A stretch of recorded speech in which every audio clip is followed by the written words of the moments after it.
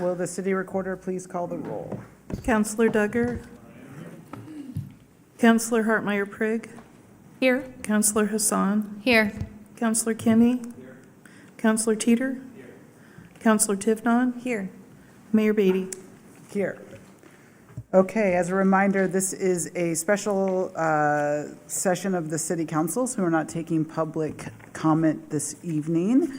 With that, I'm going to turn it over to our assistant city manager.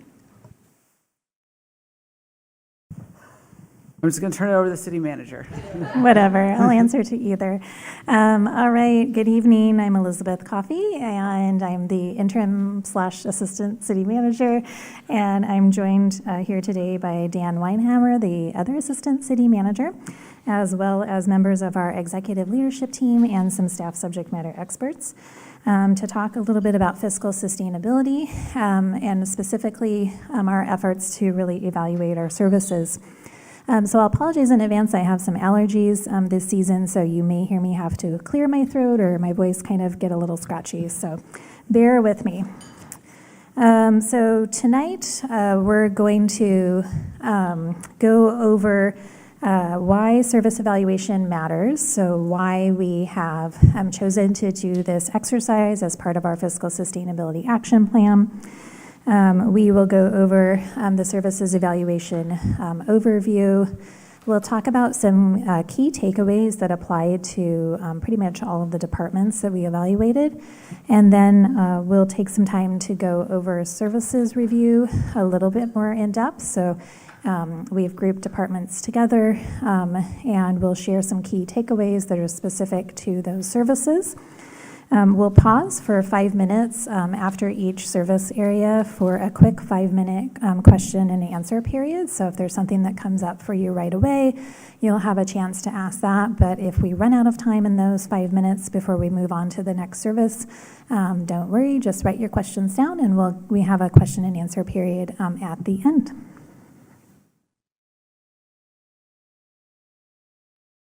So our goals for this meeting, by the end of the meeting, our hope is that council would be informed about the services the city offers and the choices that can be made as we move forward with fiscal sustainability work.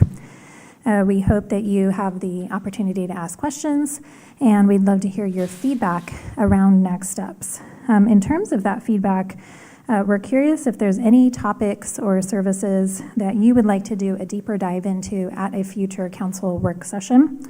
I do want to be respectful of your time when I'm scheduling special work sessions like this.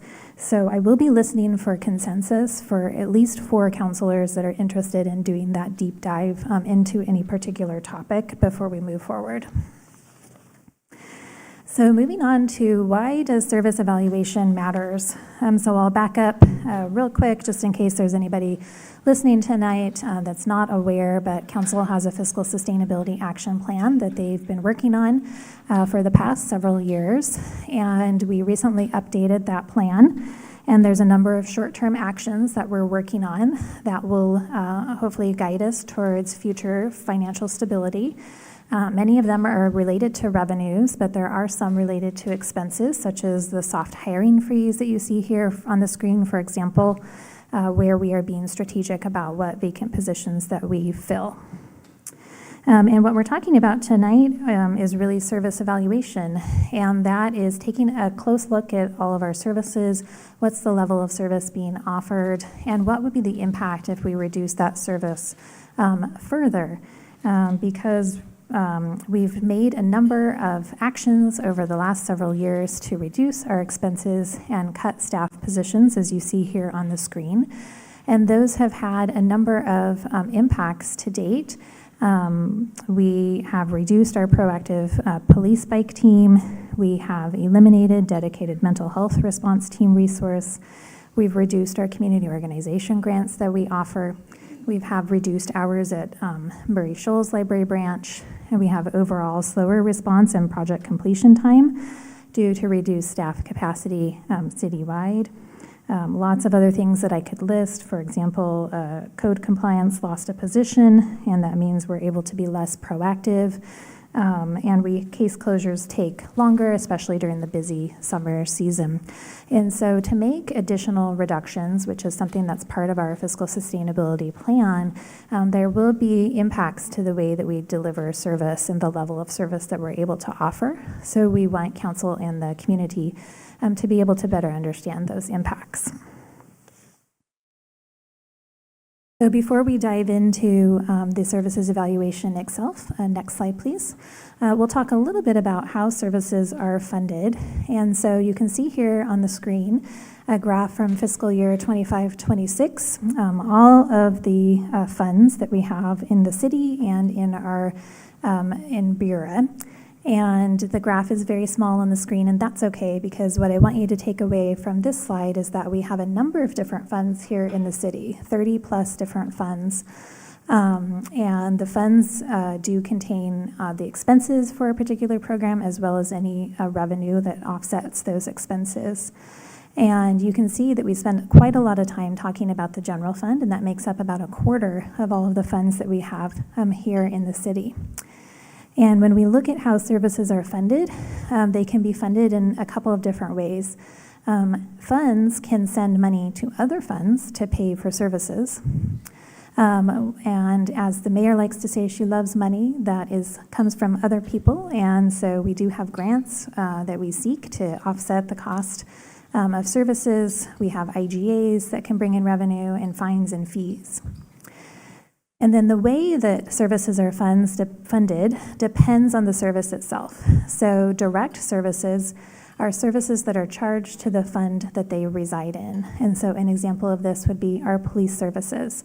Those reside 100% in our general fund.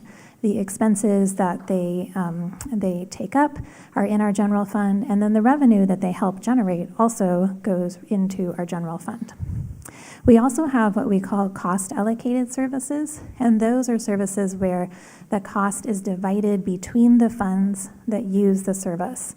And so easy example of this is that all departments use payroll, and so all departments are charged for that service. And so, for example, our building fund, those employees require a paycheck, and so they would make a transfer into our general fund to fund payroll services. All right, so now we'll do an overview of the services evaluation exercise. And so what we did in this exercise is we took the matrix of general fund services, so those services that reside in the general fund, as well as those services that financially have an impact on the general fund. And last year, in April of 2025, we came to council in a special work session to talk a little bit about what those services do and what they offer, both internally and externally. And through this services evaluation exercise, we added some more content to that particular spreadsheet. And we evaluated 4 main buckets of questions and information for each service. And so first we looked at what choices do we have around this service, and we categorized services based on that choice. So some services are mandated by federal or state laws. Some services are mandated locally, either by the city charter or our code, IGAs, collective bargaining agreements. And so we could change those services, but that would require us to take some level of action. And then we looked at, is this a service that's operationally necessary? So again, payroll being a good example. Can we function without this service? No, we cannot. And then any services that do not fall into any of those 3 categories, we labeled discretionary. The second bucket of information that we prepared for each service is we looked at the service funding. And so we looked at the impact on the general fund. As I mentioned, some funds live in the general fund and others are allocated across funds citywide. So there is a column in your spreadsheet that indicates whether or not the service is 100% general funded, or whether it's allocated or it has other offsetting revenue. And we looked at, are there external funding sources? And if so, what's the risk that those funding sources could be eliminated? The third component that we evaluated had to do with service delivery. And so we evaluated, does the service contribute directly to a city council priority? We looked at, is the service provided by another source? So example, is the service provided by one of the districts that reside here in Beaverton? We analyzed the level of service compared to industry standards or peers. And then we looked at, are there alternative delivery models or efficiencies? And then, finally, we looked at the impact.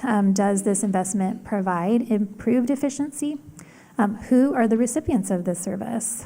We looked at the impact to other departments. And then finally, we looked at what would happen if this service was reduced, and then what would be the impact if this service was eliminated. So there were some key takeaways that were common across most of the departments that we looked at after we went through this exercise. And the first takeaway is that 67% of staff time is spent on either mandated or operationally necessary services. So you can see here in the chart, the yellow represents discretionary services. The bright blue are the mandated local services. Kind of the deeper blue are the state federal mandated, and then that kind of real bright blue on the right are the operational necessities. And then the second takeaway is that those discretionary services are the services that logically one might look to first when we're making reductions. But it's important to understand that they do have significant impact both to the community and internally to the organization. And so this is a very short list of examples, so it's by no means comprehensive, but an example of some of the community impacts of those discretionary services are business retention and recruitment, public arts program, livability programs like sidewalk repair, graffiti, shopping cart removal, our bike team, and even things like criminal and drug and gun investigations are technically not mandated. And so you can see this discretionary category is pretty wide-ranging. There are also significant organizational impacts because our services are really interconnected. And so if you make reductions in police, for example, that impacts our municipal courts and vice versa. Police and livability are really intertwined. Community and development and our public works teams rely heavily on one another. And then our internal support services are relied on by all of our departments. And we'll talk more about this as we get into department takeaways. The third key takeaway is that additional reductions do put the level of service to the community at risk. And so one of the questions that came up for us when we were doing this exercise as a leadership team is, what is the level of service that's acceptable to Beaverton? That's probably a conversation that's worth having. Many of the services that we offer are comparable to other cities or industry standards. And so when we look at reductions, we run the risk of having a reduced level of service, and is that something that is acceptable? Or is that something that we want to preserve depending upon the service? And so if you look at one example, we have 2 staff that work on graffiti removal programs. So if you were to reduce just 1 staff, that would reduce our graffiti tag removal from 300 per year to about 150 per year. So relatively small reduction in the context of our overall $16 million general fund deficit, but potentially a pretty big impact. And those are things that need to be considered as we move forward. The second kind of risk that we have are unintended consequences of reductions. And so some reductions may increase the cost or the risk or result in inefficiency. And so one example that came to light through this exercise is that our IT department is one of the departments that we have here in the city that doesn't have any administrative support that's dedicated to it. And so we do have a manager position that's overseeing copier leases and purchase orders, which they're perfectly capable of doing, but their time would be better spent elsewhere, and that's not the most cost-effective way of providing that administratively necessary service. And then the final kind of takeaway in this area is that position reductions do impact multiple services. So when you are looking through kind of the spreadsheet that goes along with this agenda item, you will have noticed that for some staff, it might say, or for some services, it might say 0.25 FTE or 0.5 FTE. And that means, of course, that there is no dedicated full-time staff person working to deliver that service. They might be only spending a portion of their time on that service. And so what that means is that many staff are working on multiple services. And so cutting one position can mean that it will impact multiple services. There's some layers of complication to this that can occur when staff are working on a mix of mandatory and discretionary services. So making a reduction to that staff position doesn't mean we can stop doing the mandatory work. That has to shift to other staff. So it can have a cascading effect through the organization. One example that we'll talk a little bit more about later, reducing detectives in police shifts the burden of that work to patrol because we do still have to investigate what is reported on. We don't necessarily have to investigate using a specialized resource like a detective, but that will result in increased workload for our patrol and may incur overtime due to capacity impacts. And so the last three takeaways were maybe a little bit more on the negative side, but this one is a more positive one, that we do know that efficiencies are possible with the goal of improved and enhanced services. Looking through this exercise, I don't know that I see efficiencies really eliminating the need for a staff person, but certainly we could improve or enhance our services, or we could free up capacity for staff to maybe be able to work on additional projects. And so we've certainly done a lot of work around this to date. We've worked doing organizational assessments on our boards and commissions support, our human resources department, IT, reprographics, and communication. And just a couple of examples of some of the results from that. Our HR team is now piloting the business partner model, where we have HR staff that are going out a couple times a week to different departments and embedding themselves in the department so they can learn more about how the department operates and try to help provide increased service to them. We've increased team training for that team, and then generally through some of these assessments, we've had new staff roles that have come out where we've been better aligning kind of the task to talent. We have some efficiency efforts that are continuing to be underway. We have a municipal courts case management assessment that we'll talk more about later on in this presentation. Our IT department continues to work hard to transition to kind of off-the-shelf products away from those kind of custom in-house software applications, which will be more efficient and effective in the long run. And then identified in this exercise, we've really taken an overall look at the administrative support that we have available and identified that that's perhaps not evenly distributed throughout the organization, and we should really look at how we're offering that service. One caveat around efficiencies is that sometimes we have to pause and take a minute and go slow before we can go fast. We may have to delay projects or services when staff pause to reform their processes. A good example of that is our finance department has worked hard over the last year to really map out every single one of their processes as we work on getting better technology in place for those systems, and that's sometimes resulted in a little bit of delay of their work. One of the challenges that we do face as we work on efficiencies is that departments have often cut funding for proactive studies and projects. And then another one is that initial investment can be required, and technology is a great example of this. Sometimes we need to invest in technology to be more efficient, and that is very challenging in this budget environment, but the long-term cost can be significant. Next slide, please. All right, so we're going to transition to talk a little bit about departments. I'm going to take a quick sip of my tea. And we're going to kick it off with our police department. So our police department has about 180 staff, and as you can see here on the screen, about 71% of their time is spent on mandated services. They have a $48.5 million budget in the general fund. They do have some grants and IGAs that offset some of the cost of their service delivery, and you can see examples of that here on the screen.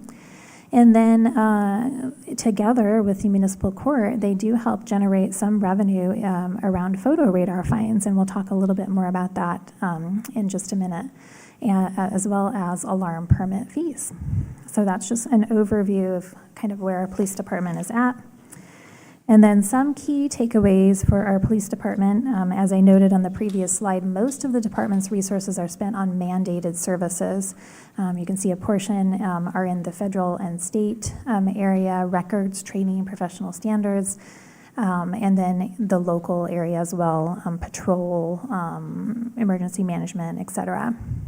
And so to provide some context around these mandated services, this level of service is really standard for most services. And so the good news is that there weren't services marked as below standard. We do have one service that is above industry standard, and that's our patrol.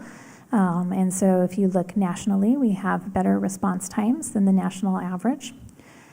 There are efficiencies that the police department is exploring primarily through technology tools like online reporting. So they are trying to be effective and efficient with their staff time.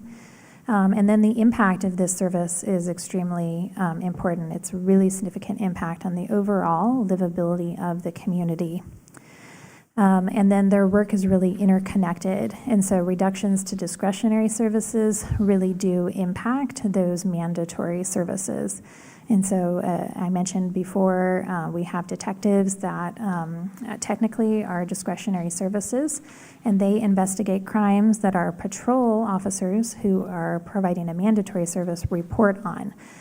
So without those detectives, those crimes still need to be resolved, and that work would shift to the patrol team who doesn't have the benefit of that specialized training, and that could potentially also impact our overall emergency response time when more workload is added.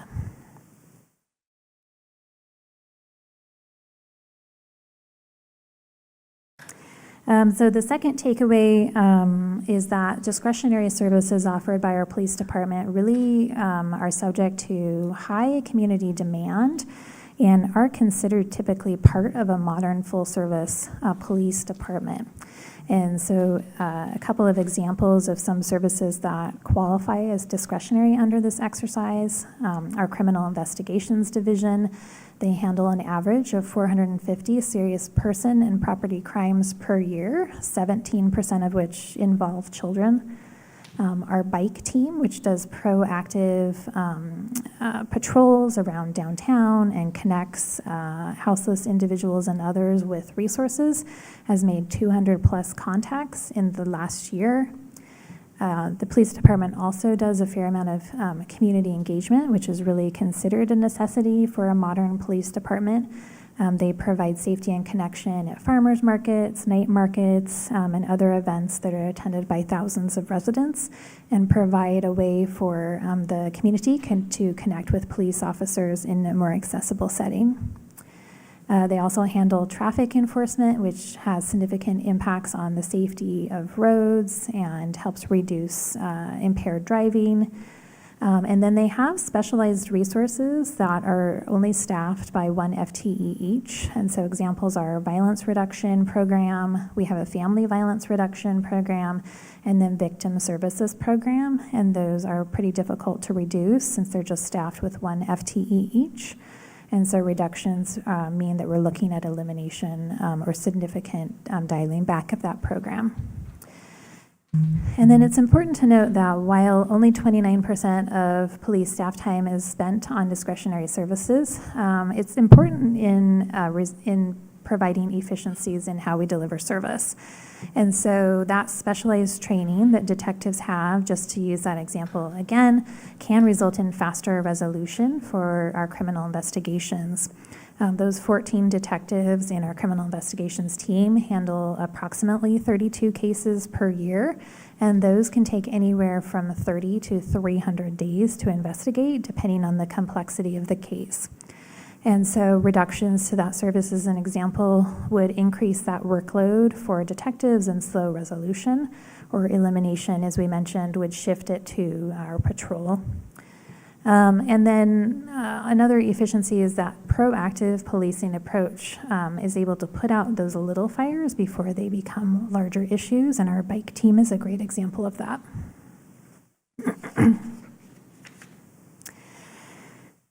The third takeaway is that the proactive police work that we offer has significant impact on the other services that we provide here at the city. And a lot of those really have to do with the overall livability of the community and kind of how it feels to live here. And so I'm sure that there are other examples that I could have put on this slide, but the ones that I did put are really our code compliance team relies on our police department to help them with abandoned vehicles, for example.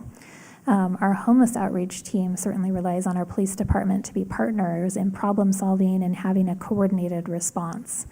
Our municipal courts rely heavily on our police department for a number of different issues: custody transport, courtroom security, criminal and traffic court, and photo enforcement, photo radar enforcement, which has that revenue impact.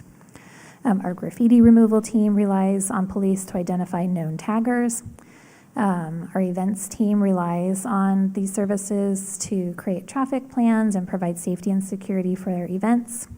Our cleanup program, which tackles shopping cart removal and homeless encampment cleanup, also relies on police services. Our economic development team has cited that the feedback they've gotten from businesses is that safe cities really attract that business investment, so they rely on police services as well. And then our library coordinates with police on homeless response and general safety issues. So with that, we're going to go ahead and just pause for a few minutes and just see if you have any questions related to police services that you'd like to ask. And I'd like to phone a friend and see if Chief Jepson could come up here and help me answer those questions. And we're going to set a 20-minute timer on this, or is that including your presentation? 5 minutes? 5 minutes. Are you setting the timer? Okay, I can do like that. it when you're mean mommy and I'm nice mommy, Yes. so that works out well. Counselor Duggar. Thanks for this question, and maybe this might actually be Elizabeth, because this is a question ultimately I have, not unique to the police, for everyone, right? I see the term mandated services. I understand what that means. What I don't know is, for a mandated service, is our current service level mandated, right? So if we have 15, one that pops into mind, and please don't answer this question about them because it's not actually about them, but like was police records, right? I think I'm going off memory, it was like 15 or 20 FTEs. It's a mandated service from the state. Are 15 employees mandated from the state, right? Right. Like that's the question I have. Like, what is the minimum level? What is the ideal level, and where are we at? Like, those are the kind of questions I have around mandated versus discretionary, because that's a really, that's a big gap to me in my brain. Yeah, and so when you look at this spreadsheet, we have that level of service column that I think will probably get you towards answering that question. And so generally speaking, there's not, I would say generally, there could be exceptions to this. Generally speaking, there's not a requirement to have a specific number of staff. There are some services like facilities comes to mind, facilities management, where the best practice is to have a certain number of staff per square foot of the building to maintain it. So that level of service is going to tell you kind of where are we at when we look at best practices and what other cities are offering. And then the other kind of piece of information that can help answer that question is, you know, looking at that column on the spreadsheet that talks about what would be the impact of the reduction to this service. And so we could potentially reduce mandated services in some instances, but the impact should be spelled out in that spreadsheet. So it's very much dependent upon the service. Yeah, I saw the, I saw the service impact. Like, it doesn't really quantify to me what the number is, right? Like, because when I see that, I see, and again, I pulled up the police records and it just says 15 FTEs, so I was actually remembering that correctly, but it doesn't tell me what the minimum amount that we could get by with. And I don't know if we know that. That sounds like a lot of analysis, right? Like, I don't even know if we could ever get there. I think that's related to service deliverables. So records is a good example because the police department's 24/7, and our records division has to be staffed 24 hours a day, 7 days a week, 365 days a year. So that's related to the service that we're providing with 24/7 police services, having a comparable records division that can be open 24/7 alongside our police officers. Let me follow that up then. It's mandated that we have a service 24/7, or it's mandated that we have a service? No, it's not mandated either way. It's just, I'm trying to answer it in the way of, because we are a 24-hour, 7-day-a-week service, and we staff our records to match that, to be able to do the work within that bubble, if you will. Okay. Hope that makes sense. I think it makes sense. I just don't know what the impact would be if the records weren't 24/7. And again, not a question, but that sort of thing. Thank you. Meyer Prague. Yes, thank you. On the slide where, the overview slide, I was curious there's like 48.5 million of the budget is covered, it's grants and IGA offsets as well as revenue generated. Can you remind us what the percentage of that part of the, like how much of the police budget is this percent? Yeah, thank you. I don't know that I have the specific percentage, off the top of my head. I would say that it is relatively small when you look at the 48.5 million. But again, I'd have to get back to you with the exact percentage on that. Okay, thank you. Tivnon. This is a question that's going to apply to multiple departments, but since you went first, I'll ask it here. Knowing that we're even having this conversation means that we're heading into a space where we're going to have some really hard trade-offs to make. And either that work just goes away or it gets picked up by someone else. Like you were saying earlier, maybe there's another jurisdictional partner that is providing something similar. If it doesn't, it just goes into the void, and then what? And what comes to mind for me is CERT, and having this emergency response team that we knew needed to be stood up. We didn't have the funding to have a whole bunch of FTEs serving in these roles in the case of an emergency. It made sense to have volunteers that were trained and basically imbued with some wherewithal and direction to go out and do the work. Is that a model that we can apply to things like graffiti cleanup or shopping carts? Or it's just something, I don't know if there's an answer to that yet, if it's been looked into. I'll grab that in a second. But it seems like it's just a current kind of running through my head as we're having these conversations of how do we pull some people into the commons of taking care of our city. Thank you. And just tee that up. But if you have any thoughts on that, if it's problematic on the two that I mentioned, if there's maybe there. Just throwing it out there. Chief, I don't know if you have a specific comment about CERT and their role in that, but we have been looking at our volunteer program for that kind of very reason. How can we make our citywide volunteer program more effective and really kind of, use that energy that we have from those residents that want to be involved. And I don't know that we have specifics about kind of how they could be leveled up to help with some of these things. So I think it's probably not a super simple answer because it would depend on what service we want them to assist with. I just, to tack onto that, I should have said first and foremost, thank you for pulling all of this together for tonight, and to everybody.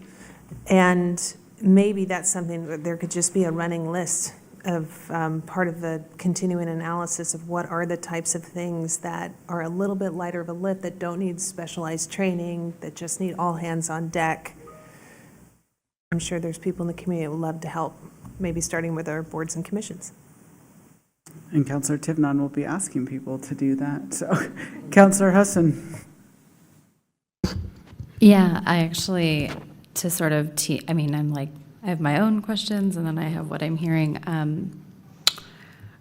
I think kind of backing into some of what you're saying, like I'm looking at, takeaway number 2 and I'm going, are there other ways to do this work? And that's not a dig on anyone or anyone who's doing this work. And I'll just preface right now, I want to thank staff and everyone who has brought us here to this moment. Going through these documents over the last 72 hours has been like the love of my life, and also very just like deep. And I will apologize now. I have a sick kid, so I won't be able to stay here, but I'm going to try to engage online when I have to go. But I think my comment or question, or if you have thoughts, is, for example, when I hear the criminal investigations, that if we take that away, part of me is wondering, one, are we mandated, what are the mandates around those investigations? I'm thinking of Councillor Duggar's question around, like, do we have to have someone at the 365 24/7? And then I just think of like the bike team and some of these other things. Are there other ways for us to still provide those services and still be successful and provide support for our community?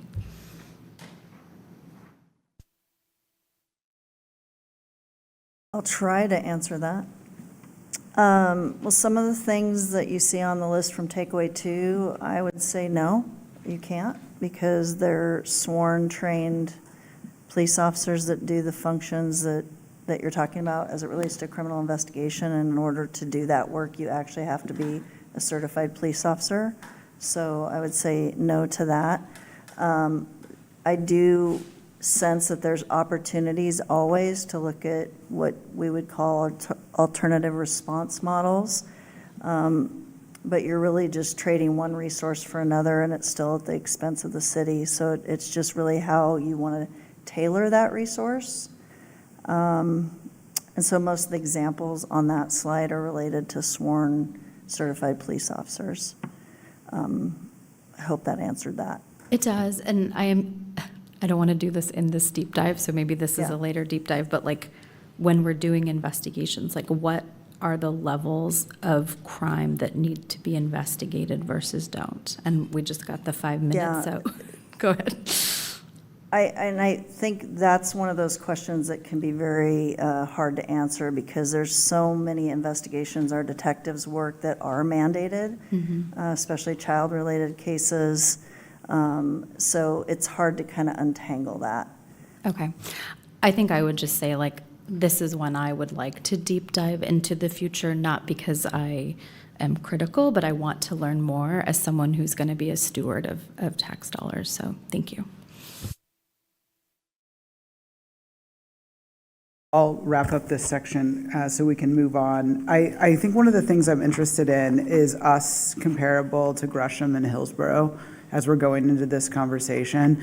Hillsborough is a population size similar to Beaverton and has a department much bigger, and they also have a lot more industrial space that requires less policing. So we're very population-based in a very short environment. So I'm interested in that as we're heading into the budget conversation, because I think we always will start getting a trail of emails about how we overspend for police compared to our size when we look at the budget. But when you take into account we're not a full-service city, and the general fund is also not housing fire, it's also not housing parks, I think we need to understand that as a city council, because I've had many of the conversations over the last 13 or 14 years around how many cops per 1,000 people, but I'm interested in the number a little bit differently for our size. So I'm interested in that.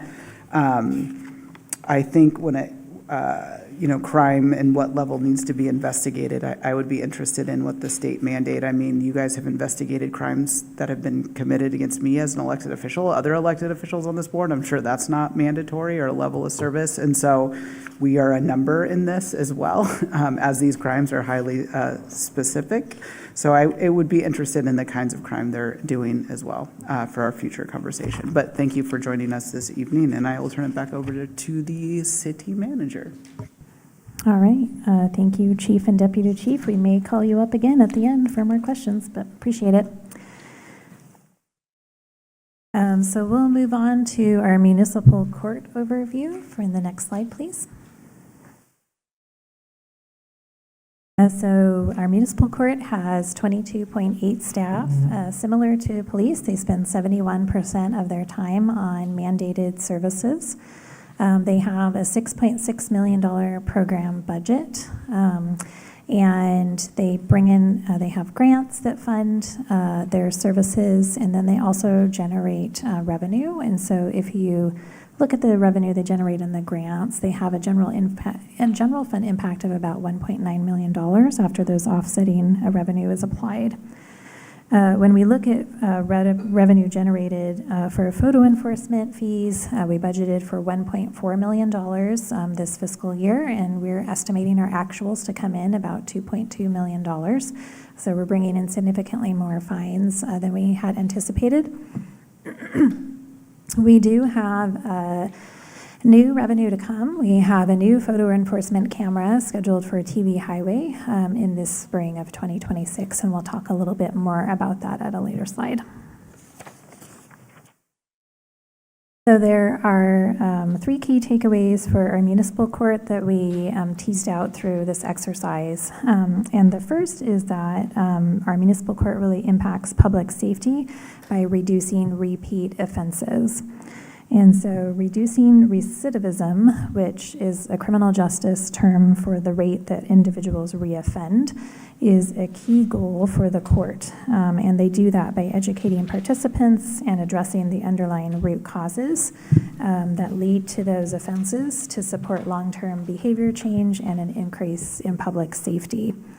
And so they have a couple different ways that they do that. One is through their traffic court services, and so that includes their traffic school, their youth driver program, seatbelt safety, distracted driving, etc. And they promote safe driving habits and compliance with traffic laws and allow individuals with a traffic violation to take an education program instead of a conviction. The other key program that they have is one of their 2 specialty courts. One of them is called Be Sober, and that's designed to treat individuals whose drinking and drug use is beyond their control, but they continue to drive motor vehicles. And so in exchange for remaining out of jail, participants agree to pretty strict conditions, including regular reports to court, communication with a case manager, sobriety tests, committing to Alcoholics Anonymous, etc. And so that program is 57% grant funded and has a general fund impact of around $320,000. 90% of the participants in that program are not reconvicted within 3 years of graduation, and that's a significantly better rate than the national average. And then it's worth noting that there is no DUII treatment court at the Washington County Circuit Court, and generally speaking, misdemeanors are not prioritized at Circuit Court. And that means that the high-risk, high-need defendants that we see in this program would have increased recidivism because they are not getting the targeted treatment that they clinically need to stop committing DUIs. So that's one of the key reasons that we offer this specialty program. Our other specialty program is our behavioral health program. That provides opportunities for people with mental illness to stabilize, to engage in treatment, and take advantage of services and opportunities to promote their own recovery. That program is almost 100% grant funded, and 92% of those participants are not reconvicted within 3 years of graduation. And so those lower reoffense rates are not only great for those participants, but they're also great for the overall safety of the community and help reduce those police calls for service when there aren't repeated offenses. Some general kind of stats about the court impact. They see about 1,700 criminal misdemeanor cases annually. They handle 30,000 traffic violation cases annually. 200 individuals annually receive mental health assistance annually through the mental health clinicians, and then 15 individuals generally graduate annually from the Be Sober program. So the second key takeaway really has to do with there have been questions, over the years about, should we provide a municipal court? Are we required to? And when we look at who else is providing court services, there is, a circuit court in Washington County that does provide those services. And so when we look through this exercise, we were really looking at kind of why do we provide that municipal court service? What are the advantages to doing that? And what would happen if that service was reduced or eliminated? And really what we came to is that there's significant benefits in that local control of that service, and then as well as the access for community members, and that really drives our decision to offer those court services. And so it's definitely convenient for residents. They would need to travel to Hillsborough for Washington County Circuit Court if we did not have this local court. And then beyond convenience, it does create an access issue for those defendants and victims who do not have access to transportation or who may be limited in the time that they can take away from work or their family commitments. And then we are able to reduce overtime costs through this program. Police would have to travel to Hillsborough to that circuit or justice court for trials. And our court works closely with the Beaverton Police Department to schedule trials to reduce police overtime. Circuit and justice courts would not do this, which would lead to increased overtime for court appearances. And then without the safety programs that we have in place, defendants are more likely to request trials, which means more officers would need to be in court. So this reduces officer time away from their normal duties. The third thing to consider when we look at evaluating this service is that justice and circuit courts do not have all of the safety programs that the municipal court has. And so that means that defendants pay more for their tickets since the safety programs are less expensive than the presumptive fine. And so, and then dismissals can favorably impact defendants' insurance rates as well. In addition, the courts provide access to mental health services as well as alcohol and substance abuse disorder treatment, which is not always offered through other courts. And then finally, local control. The city has the ability through their local municipal court to set criminal justice prosecution standards and priorities. You may have heard as well about the shortage of court-appointed attorneys, public defenders. The circuit court currently has a shortage, and that can lead to dismissal of misdemeanors. We have been working really hard here locally to address that shortage of city court-appointed attorneys. We have active contracts and have been working through our backlog and have even been piloting new ways to offer that program, kind of bringing in those that are new to the profession under the supervision of an experienced attorney, and they get the chance to have experience, and we are able to work through our backlog and get those attorneys appointed. And then the final takeaway really has to do with the fact that our court services are evolving, and you may not really see as much of this information in the spreadsheet. But I noted that we do have a new photo enforcement camera installation scheduled, we're hoping for May, new speed and red light cameras on TV Highway. That intersection is very high volume. There are currently 11,500 potential speeding violations there weekly. We don't have data on the red light violations. Of course, those will go down once the camera is installed, and that is the goal of the program, is to promote safety and reduce those violations. But we do anticipate next fiscal year, we could see a potential minimum $1.3 million in additional fines from that intersection. That will be offset a little bit by some increased staffing needs from courts and police, depending upon the volume of citations that come in. We do have 2 additional cameras planned in the next few years, one which will be in a school zone. So we are starting to get more revenue in from this photo enforcement program, which is helping offset the expenses. And then finally, we do have efficiencies underway. I mentioned earlier we have a grant-funded assessment of the municipal court, and that's looking at how we manage cases. And it's also looking at our technology, and that report is nearly complete. Some real initial findings are that our operations generally need modernization. We need to establish metrics, better scheduling and online services. We need to evaluate our staffing roles, assignments, and workload to more effectively tackle the cases that we're handling.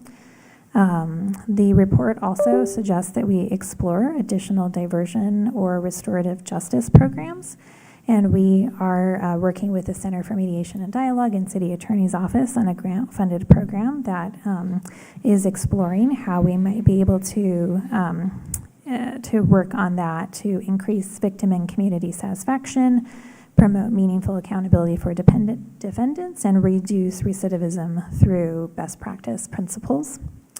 And then the report also notes we need to continue to evaluate the public defender pilot and future options for avoiding that shortage of court-appointed attorneys.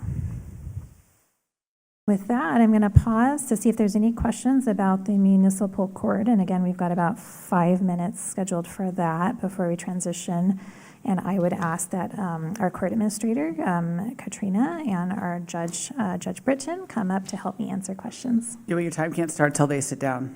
So we'll go ahead and let Councilor Hartmeyer-Prigg get the first question out before the timer. Yes.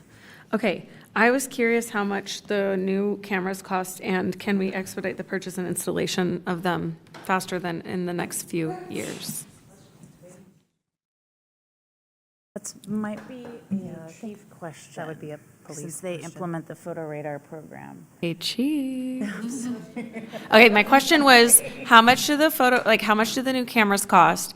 And can we expedite the purchase and installation? It says that over the next few years that we would be implementing more, but what's concerning, or not concerning, I see, like, one of the things that council's talked a lot about is that, like, we bear the burden of the services, you know, when non-Beavertonians, like, you know, we bear the burden of it all.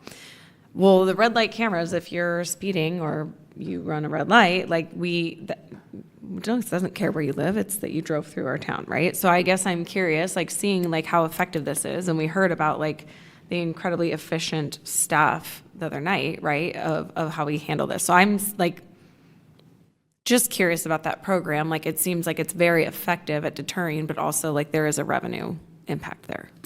Yeah, and a lot of the time that we've been waiting to get those 2 intersections up and running has been delayed because of things like ODOT approvals and things of that nature.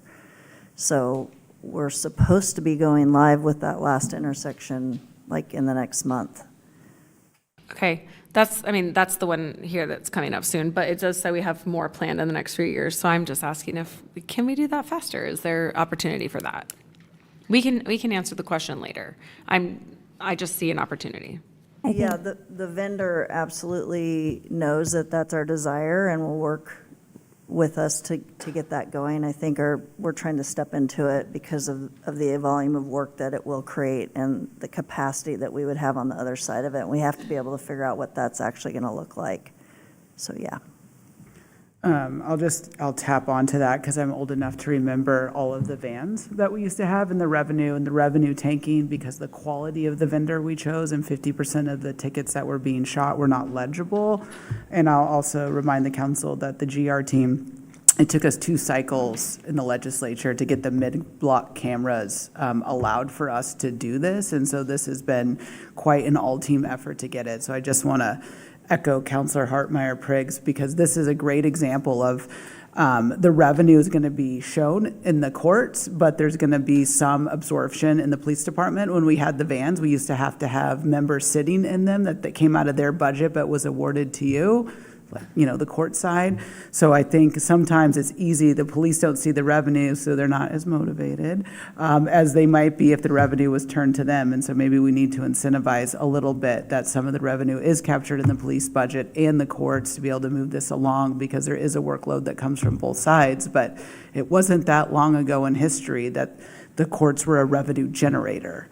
And so, and even when I do the back of the napkin math with adding the 1.3 potential that's coming, that's $3.5 million of revenue from tickets for a $5.5 million budget, and that's not including grants. So the delta is not very big here of what it's costing us to run the court. It looks like to me that we need to find basically $2 million, but that's not including the grant. So I'd like to actually understand what the deficit is we're looking at in the courts and how quickly we can upscale to get there. And that wasn't a question, that was just my TED talk on the courts. Counselor Hassan.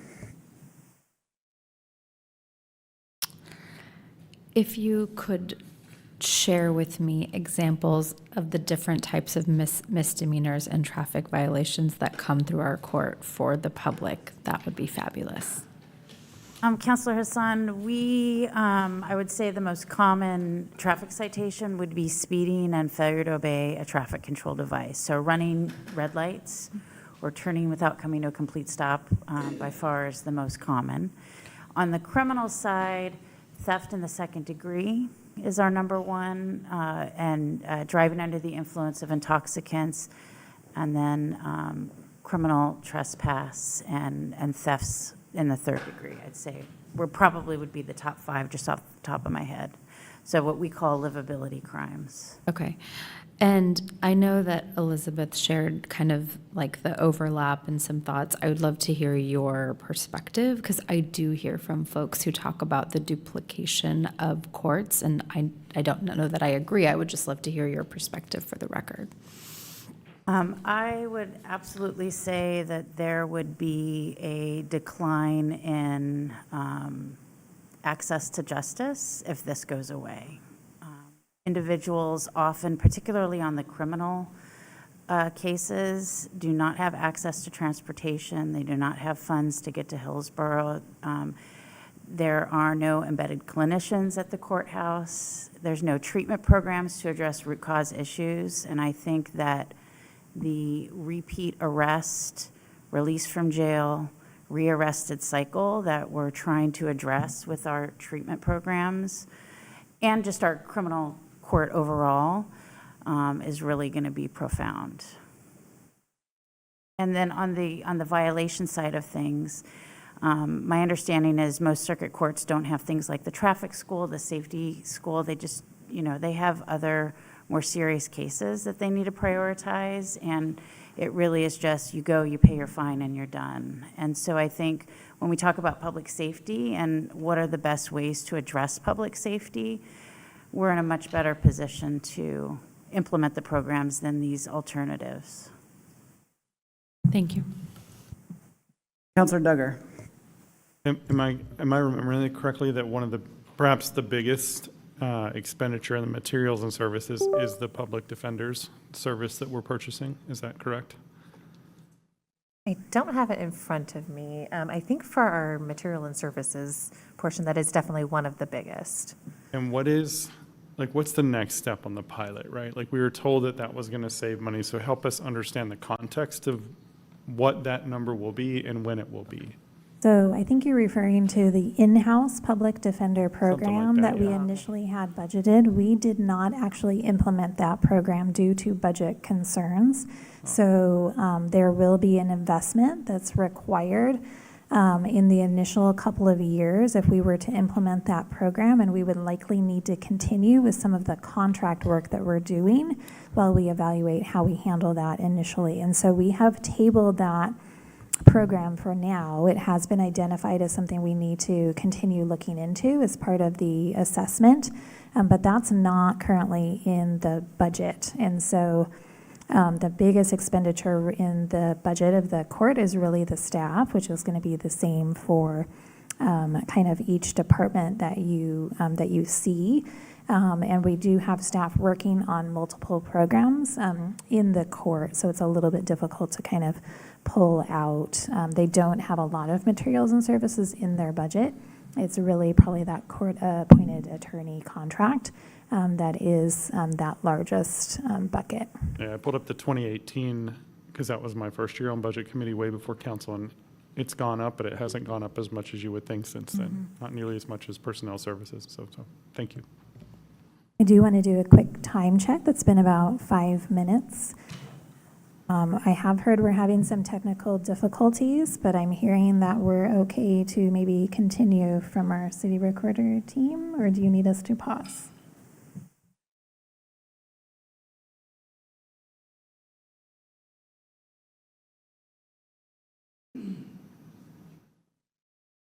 So they're suggesting that maybe we take a quick break, if Okay. that's amenable, while they double check and maybe see if our feed has been restored.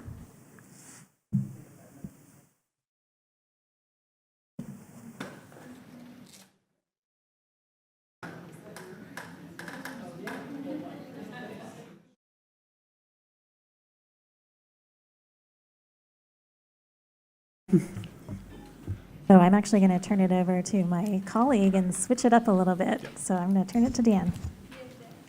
Hello. Sorry that the camera came back on for our viewing audience for this portion, but we're going to cover community development, try to do it justice at the level that my colleague, the interim city manager, has done it with my audience here as well.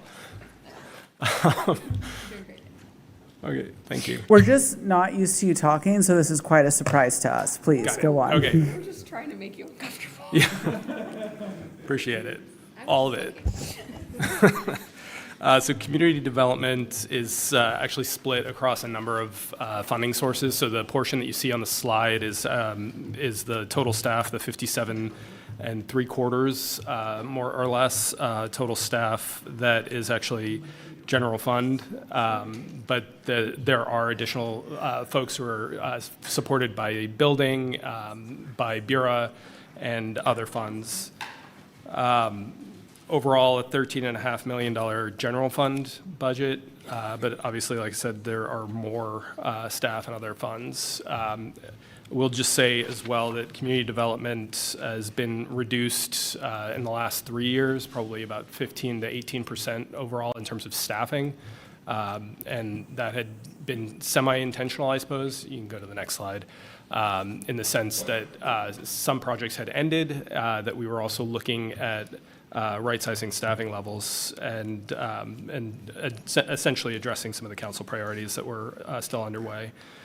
So I'm going to go back to the slides here and takeaway number one, which is really the idea that council, and I would argue maybe community priorities, are dictating and driving discretionary services.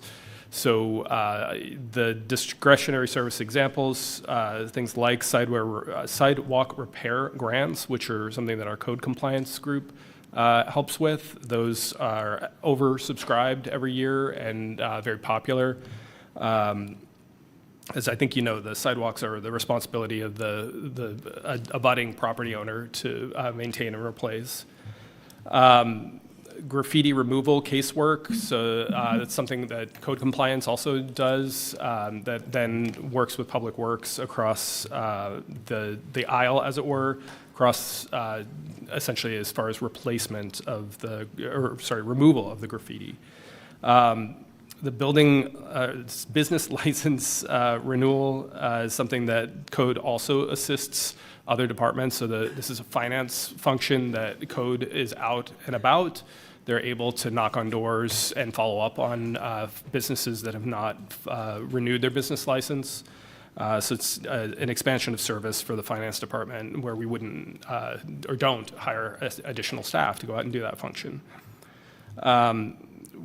Within economic development and some of the other functions in community development, we have business retention and recruitment, obviously a big priority for council, for the community, and as far as amenities and the vibe, as it were, for Beaverton.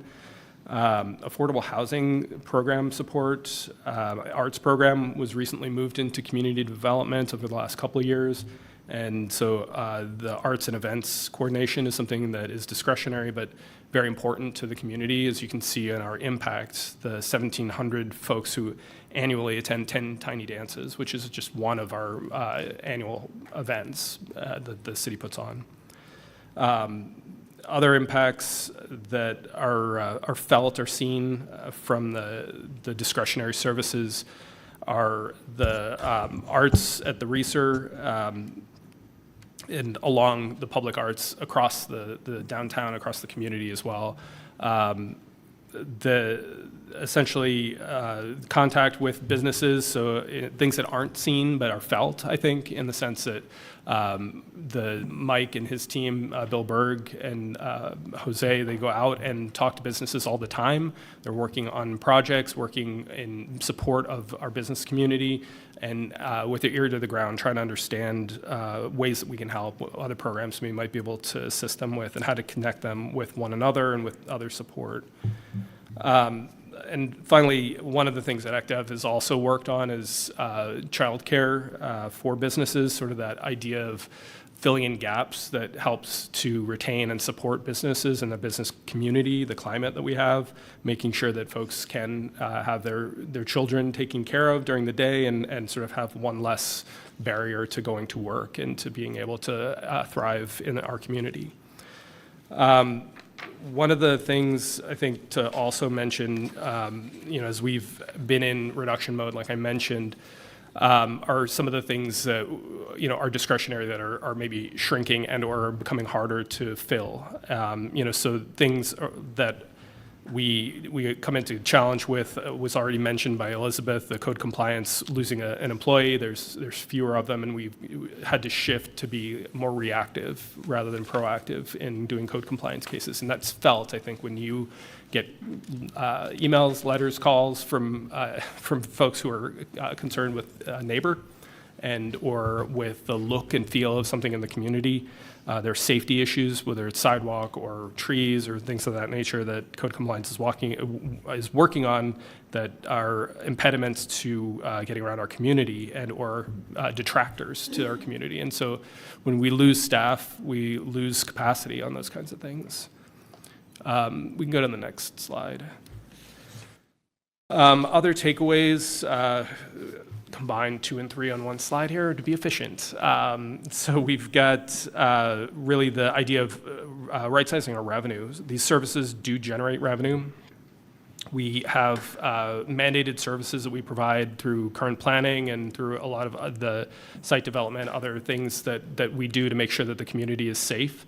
The building department is not general funded, but similarly funded by fees.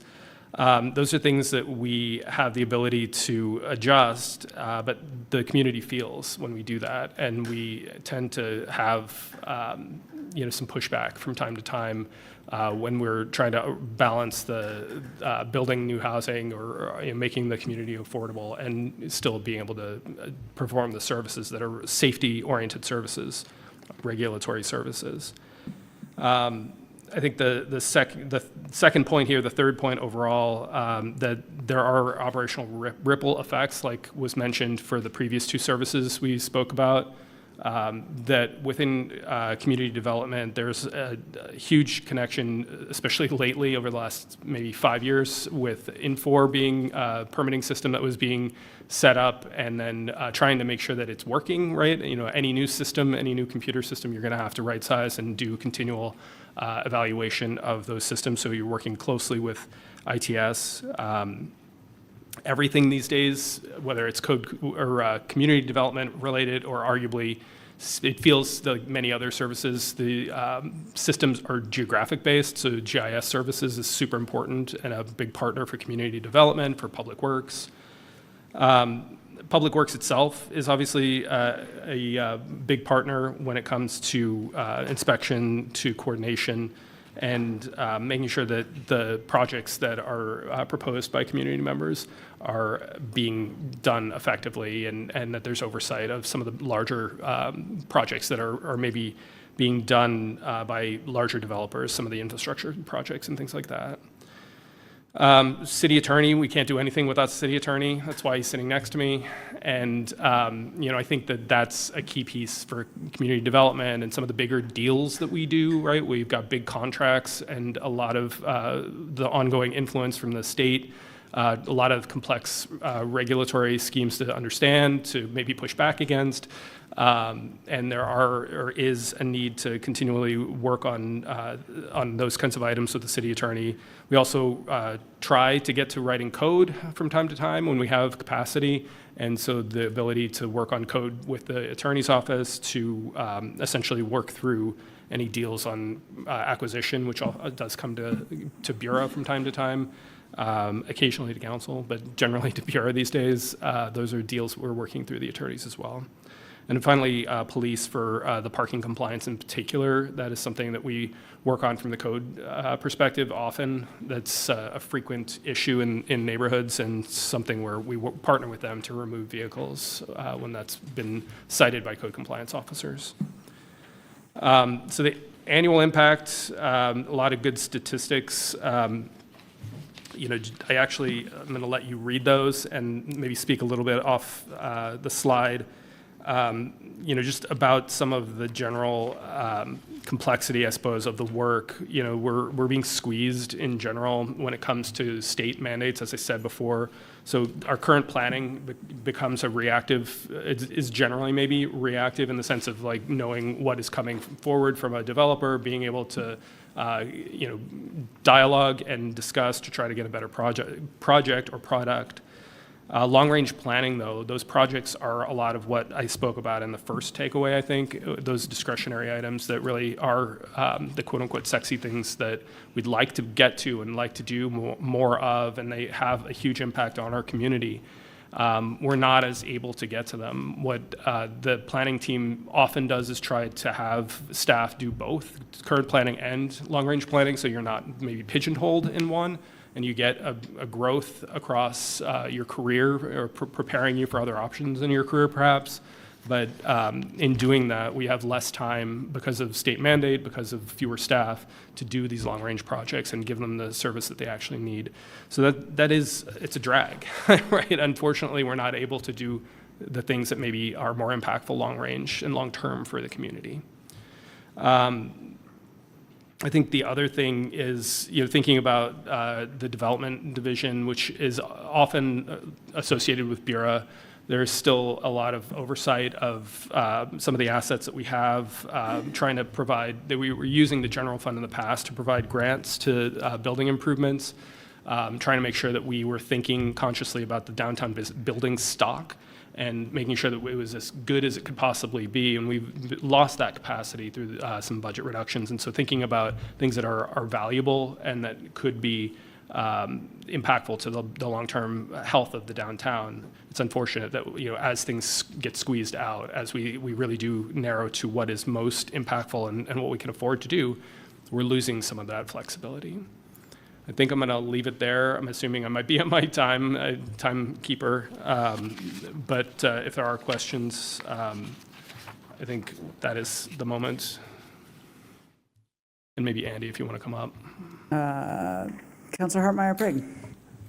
Thank you, Dan. Thank you, Andy. I was thinking that maybe just I need some sort of helpful visual. I really appreciate that every single one, it told us what's the program budget, but then we kind of saw different visuals of maybe where there was some other offset, right? So with fees, with ticket revenue, with building permit, right? So I see on the second page that there's, we recover about 3.5 of the 13.5, but I'm wondering if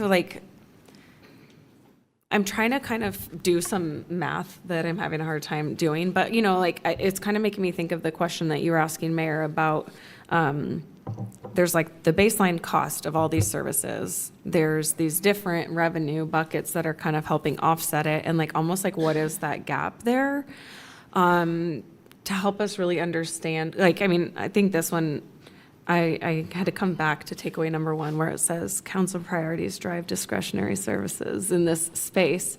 But then I look at the examples and they're tied to all of our priorities and they're things that we really value, right? Good governance, we want to make sure we have sidewalk repair grants because the property owner is responsible, but that can be a big burden to them, right? But there's then like kind of like overall benefit to the community by us offering that thing. So I'm trying to just, I know it's not as simple as the math, but I do think maybe like almost like a summary view of like, what does that cost? What is that revenue offsetting or the grant offsetting?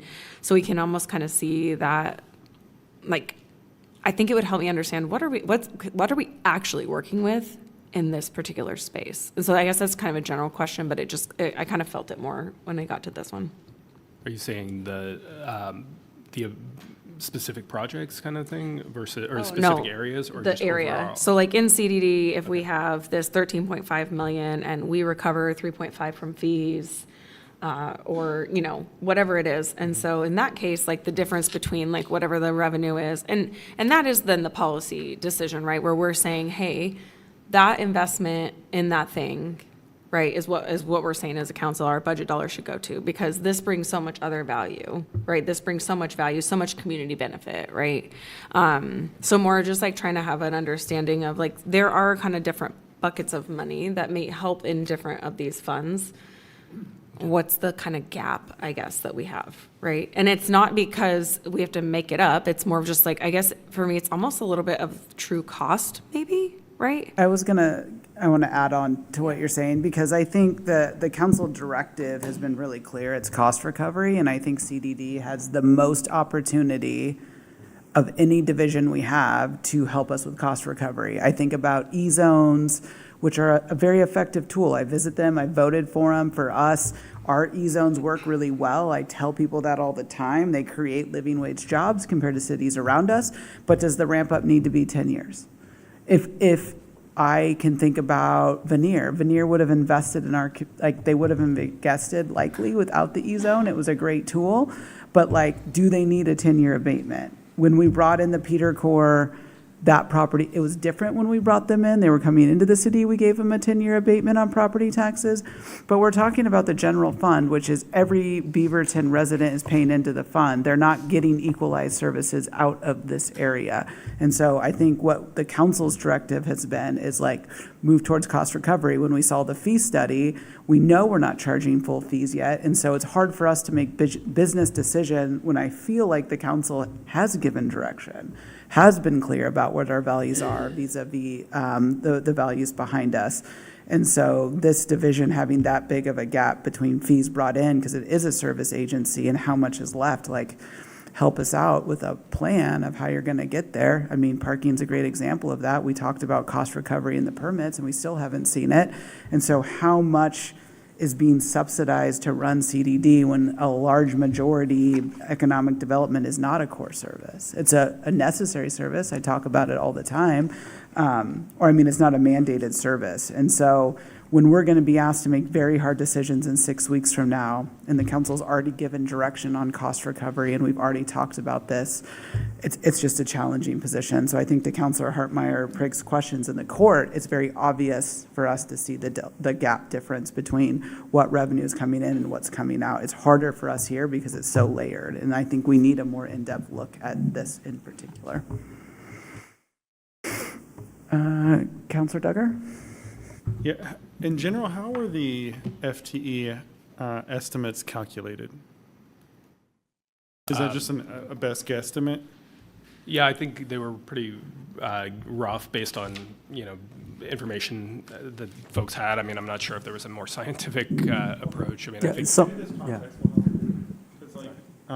No, I don't want to be, like, when I saw the sidewalk grant program, for instance, love the program, but 0.2 FTE, that's 400 hours a year to initiate 8 sidewalk grants. That's 50 hours. I mean, I'm just doing the rough math. And so my guess is that's probably a wrong estimate, or that's an incredibly inefficient program, one or the other, right?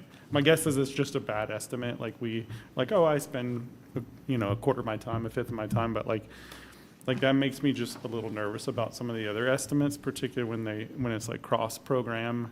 I'm trying to, because we're going to have cuts, right? And trying to minimize those on the most impactful things. And so just a general question on is it a best guesstimate or ?